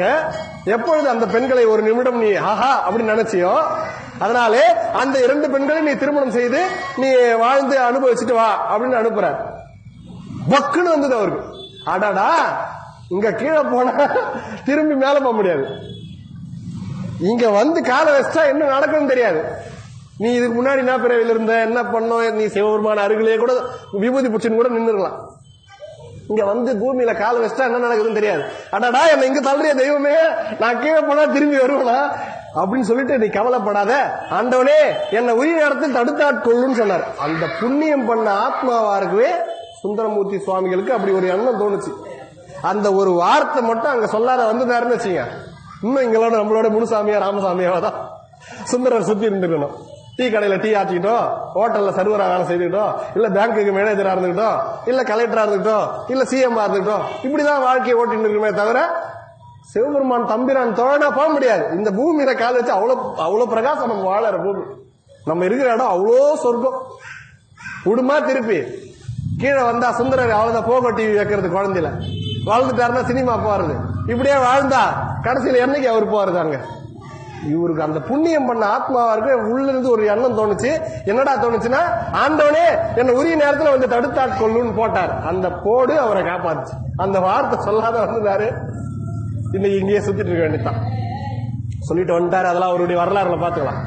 இப்ப விரிவா போகணும், மேலாட சொல்ற மாதிரி. அவர் பூலோகம் வந்துட்டாரு, அப்புறம் வாழறாரு. அவருக்கு உரிய வேற இந்த 2 மனைவி கல்யாணம் பண்றதுதான் வந்தாரு. அவருடைய வீதியில என்ன பண்ணிட்டாங்க, அவங்கள இந்த 2 பெண்கள் இல்லாத வேற ஒரு பெண்ணை கல்யாணம் பண்ண பார்த்தாங்க. அவங்க தகப்பனுக்கு தெரியவா போது பிறகு வந்துட்டா. அந்த நேரத்துல உரிய நேரத்துல இவர் வந்து தடுத்தாட்கொண்டுட்டு இவர் போயிட்டாரு. அதுக்கப்புறம் என்னது, இவருக்கு சங்கிலி நாச்சியார திருமணம் பண்ணி வச்சிட்டாங்க. இவர் என்ன பண்றாரு, அப்படியே ஒரு ஊரா பாடிட்டே வரும்போது இங்க வர்றாரு, திருவெற்றியூருக்கு வர்றாரு. திருவெற்றியூர்ல பறவை நாச்சியார சங்கிலி நாச்சியார யாரோ ஒருத்தவங்க, பேர்லாம் நம்மளுக்கு வேணாம், நம்ம புரிஞ்சுக்கணும் விஷயம் புரிஞ்சு, பேர்ல நம்ம ஞாபகம் வருது எனக்கு அதிகம். சரி, யாரோ ஒரு நாச்சியார் இங்க ஒருத்தவங்க இருந்தாங்க, அங்க ஒரு திருவாரூர்ல ஒரு அம்மா இருக்கிறாங்க. இவர் இங்க வந்துட்டார் திருவெற்றியூர்ல வந்துட்டு ஆண்டவனை போய் தரிசனம் பண்ணிட்டு உள்ள நின்று அவர் போனாருன்னா பதிகம் பாடுவாரு. ஆண்டவன் கிட்ட பதிகம் பாடிட்டு அப்படி வெளியே வராரு. அப்படி வர நேரத்துல அந்த அம்மா எப்பவுமே உள்ளே இருப்பாங்க. ஒரு துணி, அந்த காலத்துல இன்னும் பெண்கள்லாம் வெளியே வராத காலம், ஒரு ஸ்கிரீன் மாதிரி போட்டு உள்ள இருப்பாங்க, முகத்தையே காட்ட மாட்டாங்க. அந்த நேரம் அவரு வந்த நேரம் என்ன ஆச்சு பாருங்க, அந்த அம்மா அப்படி துரிய விலக்கி ஆண்டவனுக்கு பூ கொடுக்க, இவர் அப்படி பாடிட்டு இப்படி திரும்ப 2 பேரும் பார்க்க ஆரம்பிச்சாங்க. முடிஞ்சது. இந்த அம்மா சரின்ட்டு இவங்களுக்கு அந்த பழைய நினைவு வந்துச்சு, ஆஹா இப்படி ஒரு அழகா இருக்கிற ஒரு திருமணம் பண்ண நல்லா இருக்குமோ அப்படின்னு நினைச்சிட்டு அவங்க போயிட்டாங்க. இவர் பதிகம் பாடிட்டு இப்படி வெளியே வராரு பாருங்க, மனசு கேட்கல, இப்படி ஒரு அழகான பொண்ணு இருக்கு, ஒருவேளை ஐயா சொன்னாரே அதுவா இருக்குமோ அப்படின்னு தோணுச்சு. தடுத்தாட்கொள்ளாம சொல்லிட்டாரு, என்ன நடந்துடா இதுதான்டா அப்படி தெரிய வச்சார். இவர் தலையை சொரிஞ்சார், மறுபடியும் உள்ள வந்தார் சாமி கிட்ட. பதிகம் பாடி, சாமி இந்த பறவை கொஞ்சம் பார்த்து முடிச்சு வைங்க சாமி, நம்ம பறவை தான், கொஞ்சம் சும்மா கொஞ்சம் பார்த்து செய்யுங்க சாமி அப்படின்னாரு. டேய் போதுமாடா உனக்கு, ஏன் இது நீங்க வச்சுக்கல சாமி, கம்முன்னுன்ற மாதிரி. அவர் கம்முன்னுறானி நீ வேற அப்படின்னு சொல்லிட்டு, சரி நீ போ அப்படின்னு சொல்லிட்டு, அதுக்கப்புறம் அவங்க 2 பேரும் திருமணம் முடிக்க ஏற்பாடு பண்றாங்க. அப்ப என்ன பண்றாரு, சுந்தரர் வந்து நைட்டோட நைட்டா இப்படி சொல்லிட்டு போயிடுவேன், சாமி போறாரு, இங்க பாருங்க நம்ம ஆளுங்க எந்த வேலையை வாங்கிக்கிறாங்க. சுந்தரர் போய் ஒரு கனவுல சொல்றாரு, அந்த அம்மா கனவுல போய், ஏமா இந்த பையன் நல்ல பையமா, உன்னை கல்யாணம் பண்ணிடணும்னு நினைக்கிறான், நீ வந்து சரி சொல்லிடுறியா அப்படின்னு கேட்கறாரு. எனக்கு சம்மதம், ஆனா ஒண்ணுச்சு அந்த பொண்ணு, ஏன்னா அவருக்கு ஏற்கனவே ஒரு மனைவி இருக்குது. இப்ப இவர் என்ன வந்து திருமணம் பண்ணிக்கினாருன்னா எனக்கு அதை பத்தி சம்மதம் தான் பண்ணிக்கிட்டு, இவர் மறுபடியும் அங்க போக மாட்டாருன்னு உத்தரவாதம், இவர் எங்களுடைய குடுத்தனம் பண்றதுக்கு நான் கல்யாணம் பண்ணிக்கிறேன், அப்படி அவர் இங்க இருக்கிறதா நான் கட்டிக்கிறேன்னு சொல்லிச்சு இந்த பொண்ணு. இவர் மறுபடியும் இங்க அலையிறாரு. இங்க வந்து டே சுந்தரா நீ இப்படி போகாதரா, நீ மறுபடியும் அங்க போனேன்னா உன்னை கட்டிக்க மாட்டேன்னு சொல்லுறா, எனக்கு எப்படியாவது அந்த பொண்ணு வேணும், எனக்கு கட்டி வைக்கிறாரு இவர். சரி என்னடா எப்படிங்கிறாங்க அப்படின்னு சொல்லிட்டு, எவ்வளவுதான் பொண்ணார் மேனியே பாடினாலும் இதெல்லாம் கரெக்டா இருக்கிறாங்க நாம அப்படின்னு உள்ள அவர் நினைச்சிட்டு சரின்னு சொல்லிட்டு அவர் போறாரு. அப்புறம் கதை நடக்குது. அந்த பெண் வந்து சொல்றாங்க, எனக்கு சாமி மேல சத்தியம் பண்ணி கொடு, ஆண்டவன் மேல எனக்கு சத்தியம் பண்ணி கொடுத்துறா. ஏன்னா சுந்தரர் பாடிக்கினே இருக்கிறார், ஒரு ஊரா போயிட்டாருன்னா விட்டு போயிட்டாருன்னா என்ன பண்றது, நீ இந்த ஊரை விட்டு போக மாட்டேன், திருவெற்றியூர்லயே இருந்து என்னை காப்பாத்துவேன் அப்படின்னு நீ எனக்கு சத்தியம் பண்ணி, சிவன் மேல சத்தியம் பண்ணினா நீ எனக்கு கல்யாணம் பண்ணிக்கிறேன்னுட்டு. இவருக்கு அந்த பொண்ணு மேலே ஆசை, சிவன் மேலே ஆசை. இவர் என்ன பண்ணார், சிவனுடைய நண்பராச்சா, ஆண்டவனே போனார் நேரம், சரி உனக்கு சிவலிங்கத்துக்கு முன்னாடி சத்தியம் பண்ணி தரேன் இந்த பொண்ணு கிட்ட சொல்லிட்டு நேரம் உள்ள ஓடுறார் சன்னதி. தெய்வமே நாளைக்கு சத்தியம் பண்றேன்னு சொல்லிட்டேன், அந்த பொண்ணு கூட்டு வந்து எதிரில சத்தியம் பண்ணுவேன், நீ அந்த இடத்துல இருக்காத, நீ அந்த நான் சொல்ற சத்தியம் பண்ணும் போது நீ லிங்கத்துல இருக்காத, இந்த கோவில் இருக்கிற தலை விருட்சம் மகிழ மரத்துல போய் நின்னுக்கோ, நான் இங்க சத்தியம் அடிச்சிடறேன்ட்டாரு. நானு சந்நிதியில சத்தியம் அடிக்க போறேன், நீ உள்ள இருக்காத, சாமிக்கு கண்டிஷன் போறான். சரிடா நான் பாத்துக்கிறேன் கம்முன்னுட்டார். இந்த ஆள் என்ன பண்ணணும், சரி அப்படின்ட்டு இவனுக்கு வாக்கு கொடுத்தாச்சா கம்முன்னு. இவர் குசும்ப பாருங்க, இது போய் அந்த பொண்ணு கனவுல போய், ஏமா நாளைக்கு சாமி முன்னாடி சத்தியம் பண்றான்னு வருவான், நீ வானா மகிழ் மரத்தாண்ட அடின்னு. அவனை பித்தான்னு சொல்றது தப்பா? வச்சார்த்திக்காங்க. நீ அவன் சரி நான் பாத்துக்கிறேன் சாமி அந்த பொண்ணு. மறுநாள் வந்தாரு, கை பிடிச்சி இவரே எடுத்துட்டு வர்றாரு, வா சிவனாண்ட போலாம், சந்நிதி ஆண்ட போலாம், வா நான் சத்தியம் அடிக்கிறேன். என்ன இவர் இவ்வளவு வேகமா இருக்காரு, நேற்று பேசுறதுக்கு இன்னைக்கு டிஃபரெண்ட் இருந்துச்சு. உடனே பொண்ணு சொல்லிச்சு, ஏங்க சாமி முன்னாடி எல்லாம் போய் என்ன, அப்புறம் நைட்லாம் தூங்கவே இல்லை, யோசிச்சேன் இப்படியே ஏற்பட்ட அடியா இருந்தீங்க, உங்களை போய் சந்நிதி முன்னாடி நிக்க வச்சா சத்தியம் வாங்குறது, அது நாளைக்கு எனக்கு அசிங்கமாயிடாதா, ஒண்ணு வேணாம் தலைவிருட்சமும் தெய்வம் ஒண்ணுவாங்க, தலைவிருட்சத்தை அடிச்சு மிரண்டு போட்டாரு சொன்ன. என்னடா இது அடப்பாவி, நம்ம ஒரு பிளான் போட்டா இது நடக்குதே, இது ஓ வேலையா மனசுல இருந்து நினைச்சுக்கிட்டு வா சாமி அப்படின்னு வேற வழி இல்லாத பொண்ணும் கட்டி ஆகணும் ஆசை. இது விதி தலையெழுத்து, அந்த விதி தான் செய்ய வைக்குது அவரை. இதையும் விட முடியாத, தெய்வத்தையும் விட முடியாது. அடிக்கிற சத்தியம் தானே, நம்மளால தானே ஃப்ரெண்டு தானே பாத்துக்கலாம் நச்சாரு. நான் உன்னை விட்டு இந்த எல்லையை விட்டு தாண்ட மாட்டேன், உங்களுடைய குடுத்தம் பண்ற நச்சார் சத்தியம். கல்யாணம் ஆச்சு, வாழ்ந்தாங்க. நம்ம ஆளுக்கு ஞாபகம் வந்துச்சு திருவாரூர். திருவாரூர்ல திருவிழா வந்தா இவருக்கு இங்க உள்ள பதைக்குது. அஜிஜோ இங்கேயும் திருவெற்றியூர் தியாகராஜர் தான், திருவாரூர்லயும் தியாகராஜர் தான். ஆனா என்னதான் இருந்தாலும் நம்ம திருவாரூர்ல போய் தரிசனம் பண்றது அதானே. நம்ம ஆலயங்கள்லயும் நடராஜா இருக்குது, சிதம்பரத்திலயும் நடராஜா இருக்காரு. சிதம்பரம் நடராஜா போய் பார்க்கணும் ஒரு ஈர்ப்பு இருக்குதா? நம்ம ஆருத்ரா தரிசனமும் நடக்குது. என்னதான் இருந்தாலும் நம்ம சிதம்பரத்துல போய் ஒரு நடராஜரை பார்க்கணும் அப்படின்னு ஒரு எண்ணம் வருதா? அத மாதிரி இவருக்கு என்ன பண்ணுச்சு, இங்க தியாகராஜா தான்ங்கிறாரு, நம்ம திருவாரூர் எம்பெருமான் ஞாபகம் வருதே, அவரை போய் பார்க்கணுமே, சத்தியம் தானே நம்மளால பாத்துக்கலாம் அப்படின்னு சொல்லிட்டு ஊர் எல்லையை எடுத்து ஒரு அடி அப்படி வச்சார். ரெண்டு கண்ணும் மறைஞ்சு தெரியல. சுந்தரருக்கே நடந்துச்சு. தம்பிரான் தோழன் அவனா இருந்தாலும் சத்தியத்தை மீறினா அந்த தண்டனை உண்டு. நம்ம எவ்வளவு சத்தியம் அடிக்கிறோம், காலையில சாயந்தரம் எத்தனத்துக்கு சத்தியம் அடிக்கிறோம். அத்தனை சத்தியத்தையும் நம்ம மீறும் போது என்ன நடக்கும்? ஆளாளப்பட்ட தேவாதி தேவர்கள் ஒருத்தர், ஆளாள சுந்தரருக்கே அப்படி ஏற்பட்ட நிலைமை நம்பலாம் பாருங்க. எல்லையை தண்டார், கண்ணு போது அப்படியே வராரு. அவருடைய வரலாறுல பாத்துக்கலாம். நேரா வராரு, ஒரு கோயில்ல வந்து குளத்தை மூழ்கி எழுந்து பதிகம் பாடுறாரு. கோபம், ரொம்ப கோபம் வந்துருச்சு. தடி கொடுக்குறாரு சாமி, கண்ணு தடி கொடுத்தாரு. ஏன்னா நான் கண்ணு கேட்டா தடியா கொடுப்ப, தூக்கி விட்டாரு கொம்ப. அவர் கோபம் வந்துடும் டப்புன்னு சுந்தரர். அதனாலதான் வன் தொண்டர், பேரே வன் தொண்டர். விட்டாரு கொம்ப. அது போய் கோயில் இருக்கிற நந்தியுடைய கொம்புல அடிச்சு, இன்னும் அது என்ன ஊர்னு எனக்கு ஞாபகம் இல்லை, இன்னும் அந்த ஊர்ல போய் பாத்தீங்கன்னா நந்தி கொம்பு பின்னப்பட்டிருக்கும். சுந்தரர் கோல் கொடுத்தால சுந்தரர் சிலையில மட்டும் பாத்தீங்கன்னா ஒரு கையில ஒரு தடி வச்சிருப்பார் இல்லையா, அது தடி சாமி கொடுத்ததுதான். கண்ணு தெரியல, கண்ணு போடுறா சாமின்னு பாட்டு பாடினா இவர் தடி கொடுக்குறாரு. வந்தது கோவம், எனக்கு தடியாய கொடுக்குறேன், கண்ணு தானே கேட்டேன். தூக்கி விட்டார் கொம்பு. அது போய் நந்தி தலையில பட்டு அப்புறம் செய்த தப்பு அப்படின்னு வாங்கி எடுத்துன்னு மறுபடியும் நடந்தாரு. ஒரு ஊரா வராரு. அப்புறம் காஞ்சிபுரத்துல ஏதோ ஒரு ஊர்ல போய் தவம் பண்ணி அழுது பதிகம் பாடி குளத்துல மூழ்கி எழுந்து வராரு. ஒரு கண்ணு தெரிய வச்சார். அடப்பாவி, நான் இவ்வளவு கஷ்டப்படுறேன், எனக்கு ஒரு கண்ணு தான் நான் கொடுத்தேன். இப்படி ரொம்ப சங்கடப்பட்டு எதுனவோ பண்ணி அவர் வந்து திருவாரூர்ல வரார். திருவாரூர்ல வந்து கண்ணு கேட்கணும், ரெண்டாவது கண்ணு வந்துட்டார். திருவாரூருக்கு வந்து இந்த கதையோட நிறைவு செய்யலாமா எப்படி? திருவாரூர்ல வந்துட்டாரு. திருவாரூர்ல வந்துட்டு திருவாரூர்ல ஒரு சிறப்புங்க, சாயராட்ச பூஜைக்கு கண்டிப்பா போனோம். திருவாரூர்ல சாயராட்ச பூஜை தான் அவ்வளோ சிறப்பு. தியாகராஜ பெருமானுக்கு இந்த சாயந்தரம் 6 மணிக்கு பூஜை நடக்கும். நம்ம ஊர்ல தான் பிரதோஷம் வச்சோம்னா எப்ப வைக்கிறோம்? மாசத்துல 2 பிரதோஷம் வைக்கிறோம். அங்கெல்லாம் நித்திய பிரதோஷம், தினசரி பிரதோஷம்.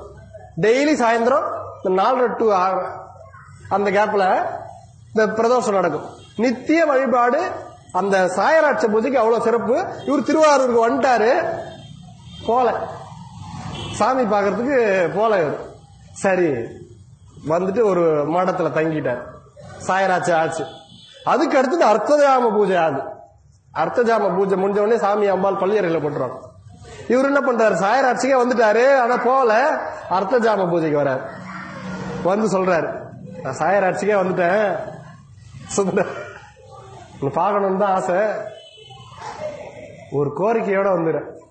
சாயராட்சிக்கு வந்தா நீ சும்மா இரு, அப்படி இப்படி பண்ணி மேலாட மேக்கப் போட்டு அனுப்பிச்சிருவேன், எனக்கு வேணும், நான் வாங்கறதுக்கு வந்துக்கிறேன். அர்த்தஜாம பூஜையில நீ அம்பாலோட கிளம்புறதுக்கு ரெடியா இருப்ப, அப்ப நீ எதை கேட்டாலும் போற வேகத்துல அப்படி கொடுத்துருவ. அர்த்தஜாம பூஜைக்கு வந்தேன் நிக்கிறார் சுந்தரர். அர்த்தஜாம பூஜைக்கு வந்து வெளியே நின்று உள்ள போறாரு, அப்படியே குழஞ்சு போறாரு. அப்பதான் அந்த பாட்டு மீளா அடிமை. மீளா அடிமை பாட்டு பாடுறாரு. அதுக்கு 2வது பதிகத்துல அந்த முதல் மீளா அடிமை உனக்கே ஆட்கொண்டு அப்படின்னு வரும். அடுத்த இதுல என்ன வரும், அந்த பாட்டு வரும்போது வாழ்ந்து போதீரே. மீளா அடிமை பாட்டுல என்ன வரும், ஒவ்வொரு வரி முடியும் போதும் வாழ்ந்து போதீரே என்ன அர்த்தம் தெரியுமா? குத்துறார் சாமிய. நம்ம என்ன சொல்லுவோம், டேய் நண்பா நான் வண்டி வாங்கிட்டேன் நல்லாடுறா, டேய் நான் வண்டி வாங்கிட்டேன் நீ நல்லாடுறா அப்படின்னு போது என்ன அர்த்தம்? டேய் நீ வாங்கிட்ட வண்டி இல்ல, சரி நல்லாரு அப்படின்னு எந்த அர்த்தத்தில் சொல்லுவோம்? நீ நல்லாரு அப்படின்ற மாதிரி வாழ்ந்து போதீரே. ஒரு பாட்டை பாத்தீங்களா, நெக்கல் அடிக்கிறாரு சாமிய. ஒரு பாட்டை வச்சுன்னு, டேய் நீ அம்பாள் கொடுக்குற வாழ்ந்துரு, நீ ஈஸ்வரி வச்சுக்கிற வாழ்ந்துரு, கங்கை தலையை சூடி வச்சுக்கிற நல்லா வாழு, இப்படி வரும் பதிகத்துல. ஒவ்வொன்றும் சொல்லி வாழ்ந்து போதீரே அந்த ஆள் வெறுப்பாயி, டேய் நீ வேற ஏண்டா உனக்கு 2வது கடன் வரும், இங்கேயே பராசக்திட்ட என்ன கோத்து விடுற, வாங்கிக்கோ 2வது கடன் கொடுக்குறான், கடுப்பாய் கொடுக்கணும்னு நம்ம ஆள் பண்றான். வந்து என்ன சொன்னாரு, ஏண்டா உன் அடியார் வந்து உன் காலாண்ட குனிஞ்சு உழுந்து இதை குடுன்னு கேட்டாதான் கொடுப்பியா? அதுதான் உனக்கு அருளா? நீ கேட்டவனே அப்படி ஒண்ணு நான் நினைக்கிறவங்க தரமாட்டியா? வச்சு வாங்குறாரு சாமியை. இப்படிலாம் இந்த சமயத்துல சொல்லட்டுவானா சாமியை போட்டு நம்ம ஆளுங்க போட்டு ஆண்டவன ஜூஸ் பிழிஞ்சான், பிழிஞ்சா சிவபெருமான ஒண்ணும் இல்லாத பண்ணிட்டானுங்க. இவ்வளவு பண்ணிய அடியார்களுடைய பெருமை உயர்ந்து கொண்டிருக்கிறதுனா இந்த சமயத்தோட வேற எந்த சமயம் உயர்ந்ததுங்க? சிவபெருமான ஃப்ரெண்டா வச்சுக்கிறோட ஒரு லிமிட் இருக்கும். நம்மள ஃப்ரெண்ட போட்டு பிழிஞ்சு அவரை தூக்கி ஒரு அடியாரா வச்சோம். அந்த அடியார் தான் தலையாய அடியார்ல 4 வரல ஒருத்தர். எப்படியேற்பட்ட நிலை பாருங்க, பேர்பட்ட நிலை. அந்த இப்படி சிவபெருமான தூது விட்டாருன்ட்டு இன்னொரு 63 நோர்த்தரு அவர் வாழ்க்கை வரலாறு சொல்லும் போது சொல்ற, அவர் என்ன பண்ணாரு, டேய் சுந்தரன் மாதிரி மோசமான ஆள் கிடையாது, அந்த ஆள் கருணையை வடிவான தெய்வம், அவர் எதை கேட்டாலும் கொடுக்கிறவரு, அவரை பொண்டாட்டிக்காடா தூது விடுவான் இந்த ஆளு.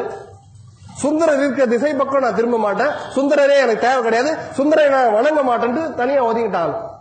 சாமி பார்த்தாரு, இந்த நல்ல அடியார போய் எப்படி புரிஞ்சிட்டானே அப்படின்னு சொல்லிட்டு, டேய் கனவுல போய் சொல்றாரு, சுந்தரர் நல்லவன், நீ என் கனவுல வந்து சொன்னாலும் சரி, நீ கருணையான தெய்வம், அவன் ஒன்ன போய் இப்படி வேலை வாங்கிக்கிறானே, அவன் கரெக்டான ஆளா? இவரு கோவம் தீரல. பார்த்தாரு சாமி, இவனை எப்படி புரிய வைக்கிறதுன்னு பார்த்தார். சூளை நோயை உருவாக்கணும். சிவனடியாருக்கு சூளை நோய் வந்து தவிக்கிறார் வழித்தோலியில. ஆண்டவனே வழித்தோலி போவாதா? சாமி சொல்றாரு, போவோம். திருவாரூர்ல சுந்தரங்கிறான், அவங்கிட்ட போய் திருநீர் வாங்கிட்டு உனக்கு சரியாகும். இவர் என்ன பண்ணாரு, வயிற்றுவலி அனுபவிச்சால அனுபவிக்கிறேன், அந்த ஆள் கையால நான் திருநீர் வாங்கிட மாட்டேன்ல, உன்னையே போட்டு பாடுபட்டுதா அவன் ஒரு ஆளா, நான் அவங்ககிட்ட விபூதி வாங்கிட மாட்டேன், அப்படி குணமாகணும்னா எனக்கு வயிற்றுவலியா இருக்கட்டும். சாமி பார்த்தாரு, இவன் திருந்த மாட்டான், சரி அவங்ககிட்ட போயிட்டு சுந்தரர் கிட்ட சொல்றாரு, இப்படி ஒரு அடியார் வயிற்றுவலி துடிக்கிறாரு, நீ போய் திருநீர் இட்டாதான் அவர் சரியாவாரு, நீ போடான்னு அனுப்புறேன். இவர் இங்க இருந்து புறப்படுவோன்னு இந்த தகவல் அவருக்கு போகுது. சுந்தரரு என் உயிரை காப்பாற்றுவாங்க, அப்படிப்பட்ட உயிரை வளர்ந்து வாழத்துக்கு வயிற்றுல குத்தி செத்து போட்டாரு. ஐயோ சிவனே என்னால இவன் செத்துட்டானேன்னு கிட்ட வந்து இவரு வயிற்று பிடிங்கி அதே கத்தியத்து இவரு குத்த பார்த்து சிவபெருமான் வந்து 2 பேருக்கு உயிர் கொடுத்து. இப்படி ஒரு சமயத்துல எங்கன்னா உண்டா? எம்பெருமான வச்சு இந்த அளவுக்கு திருவிளையாடல் பண்ண புராணம் இதெல்லாம் சொல்லுமா? இப்படிப்பட்ட சமயம் நம்ம சைவ சமயம். அப்படியேற்பட்ட சமயத்துல நம்ம எல்லாம் ஒரு கருவியா ஏதோ ஒரு மூலையில எங்க இருந்தோ அவனை வணங்கக்கூடிய ஒரு பாக்கியத்தை நம்மளுக்கு கொடுத்துக்கிறான்னா, இதுக்கே நம்ம கோடான கோடி தவம் பண்ணிருக்கணும். நம்ம பெரியவர்கள், நம்ம தாய் தந்தையர்கள், நம்ம மூதாதையர்கள் எல்லாரும் செய்த புண்ணியங்களுடைய பலனா இத்தனை அடியார்கள் இங்க வந்து அமர்ந்து எம்பெருமானுடைய பெருமையை கேட்கறதுக்கு பாக்கியம் கிடைச்சதே, இதுவே பெரிய தவம். அப்படியேற்பட்ட நிலைக்கு நம்ம எல்லாம் வந்துகிறோம். அப்படியேற்பட்ட நம்ம எல்லாருக்கும் எல்லா நலமும் கொடுத்து எல்லா உயிர்களையும் ரட்சித்து எல்லா உயிர்களுக்கும் எதை வேண்டுகிறோமோ அதை அருள்பாலித்து அருள் செய்கின்றவன் நம்மளுடைய சந்திர மௌலீஸ்வர பெருமான் என்று கூறி எம்பெருமானை வணங்கி, அதாவது இந்த நடு வாரம், இந்த கார்த்திகை மாதத்துல 3வது சோமவாரம் ரொம்ப சிறப்பு. மத்திமம் தான் ரொம்ப சிறப்பு. முதல்லயும் எண்டோட நடுவுல அந்த மத்தியமும் அவ்வளோ மகிழ்ச்சி, அதோ அவ்வளவு சிறப்பான நாள். அப்படியேற்பட்ட இந்த நாள்ல எம்பெருமானுடைய திருமேனியை கண்டு மனதார வணங்கி நம்ம எல்லாரும் என்ன பண்ணுவோம், சந்நிதி திறந்தவொடனே கண்ணு முடிக்கும். திருப்பதியில கியூவா நின்று 500 ரூபாய் டிக்கெட் 1000 ரூபாய் டிக்கெட் எல்லாம் எடுத்து எங்கேயோ வந்தோ தூரத்துல போயிட்டு கிட்ட போய் பெருமாளை பார்க்கணும், கண்ணு மூடி கோயந்தா அப்படின்னு என்ன பலன்? பயனே இல்லை. அவ்வளவு நேரம் நீங்க கால் கடுக்க வந்து தப்பான வழிபாடு. நம்ம எங்க வந்து என்ன பண்ணணும், ஆண்டவன் சந்நிதி முன்னாடி போனோம்னா எம்பெருமான அப்படியே கண்ணார கண்டு உடல், அதாவது ஒரு அடியார் சொல்லுவாரு, சந்நிதி முன்னாடி வந்து நின்னா எனக்கு ஒரு தூண் தேவைடா ஆண்டவனேன்னுவார். ஒரு ஆழ்வார்கள் ஒருத்தர் சொல்லுவார். ஏன்னா அந்த இடத்துல நின்னா என்னால நிக்க முடியாது, எனக்கு பலம் இல்லை, என்னுடைய உடம்பு குழையுது, கை கலருது, கால் கலருது, என்னால முடியல, நிக்க முடியல, உன்னுடைய பரவசத்துல ஆழ என்ன நிக்கணும்னா ஒரு சப்போர்ட் தேவை, அதுக்கு எனக்கு தூண் தேவைன்றாங்க. அப்ப எப்படி ஏற்பட்ட பக்தி இருக்கணும், எப்படி குழையணும் பாருங்க ஆண்டவனை பார்த்து. நம்ம அங்கதான் நின்று நெஞ்சு தூக்கி நின்று நம்ம சாமின்னா ஏகப்பா ஆயிர நாகபாசம் ஒரு பக்கமா திருப்பிங்குது, இப்படி திருப்பி வை. வேஷ்டி இன்னைக்கு புது வேஷ்டி கட்டலையா, 3ஆம் சோமவாரம், சரி சரி, இதுதான் கவனிக்கிறோம். ஆண்டவனுடைய மூல பொருளை நம்ம தரிசனம் பண்ணணும். அங்க வந்து கண்ணார கண்டு அவன் திருமேனி தரிசனம் பண்ணணும். வீட்டுல தனிமையா இருக்கும் போதோ, பஸ்ல பேருந்துல பயணம் பண்ணும் போதோ, எப்பெல்லாம் நம்ம மனம் தப்பான திசைக்கு போகும் போதோ, அப்ப அந்த திருமேனியை நம்ம உள்ள ஓட்டி பார்க்கணும். நம்ம என்ன பண்றோம், இங்க வந்து நம்மளுடைய ஆண்ட்ராய்டு போனை தூக்கின்னு வந்து அவர் முன்னாடி வச்சுங்க, இருங்க ஐயா ஒரே ஒரு போட்டோ எடுத்துக்கிறேன் இருங்க, சிவன் மேல நின்னு ஒருத்தன் எடுக்கிறான், சைடுல நின்னு தோல்ல கை போட்டுன்னு ஏதோ செல்ஃபி, இதெல்லாம் எடுத்து வச்சுக்கிட்டு இதை பாக்குறதுக்கு பெருமை கிடையாது. சன்னிதானத்துல உன் கண்ணுல வீடியோ, இதோட ஐ போக்கஸ் ஜூமிங் போற கேமரா கிடையாது, இதோட ஒரு சூப்பரான கேமரா கிடையாது. அப்படியேற்பட்ட கண்ணிலே அந்த இறைவனுடைய திருமேனியை பற்றி கொண்டு இதயத்துல பதிய வைத்துக் கொண்டு எங்கெல்லாம் நம்ம கண்ண மூடி அமரமோ அந்த திருமேனியை உள்ளுக்குள்ள ஓட்டி பார்த்து நம்மளுடைய தப்பான மனசு தப்பான இழுத்தும் போவோம். அடியார்களுக்கே அப்படிதான், ஒண்ணும் இல்லை, மனசு இழுத்தும் போவோம், அது எல்லாருக்கும் இயல்பு. அதை போவாத நம்ம பிடிச்சி கட்டி வச்சுக்கணும். அப்போ இந்த மாதிரி இந்த நடக்கக்கூடிய அந்த திருமேனியுடைய தரிசனம் நம்மளை காப்பாற்றும். அதனால அடியார்களே, என்பெருமான தரிசிக்கிறது அவ்வளவு பெரிய பாக்கியம். இந்த நாள்ல பாக்குறது இன்னும் பெரிய பாக்கியம். விரதம் இருக்கிற அடியார்கள் மற்றும் சிவனை தரிசனம் பண்ண அடியார்கள் எல்லாம் அவனுடைய திருமேனியை கண்டு கண்ணார வணங்கி எம்பெருமானுடைய திருவருளை பரிபூர்ணமாக பெற்றுக்கொண்டு எல்லாம் வல்ல இறைவனுடைய திருவடிகளை வணங்கி விடைபெறுகிறேன். தென்னாடுடைய சிவனையே போற்றி, அவர்க்கும் இறைவா போற்றி, ஏகம்பத்துரை எந்தாய் போற்றி.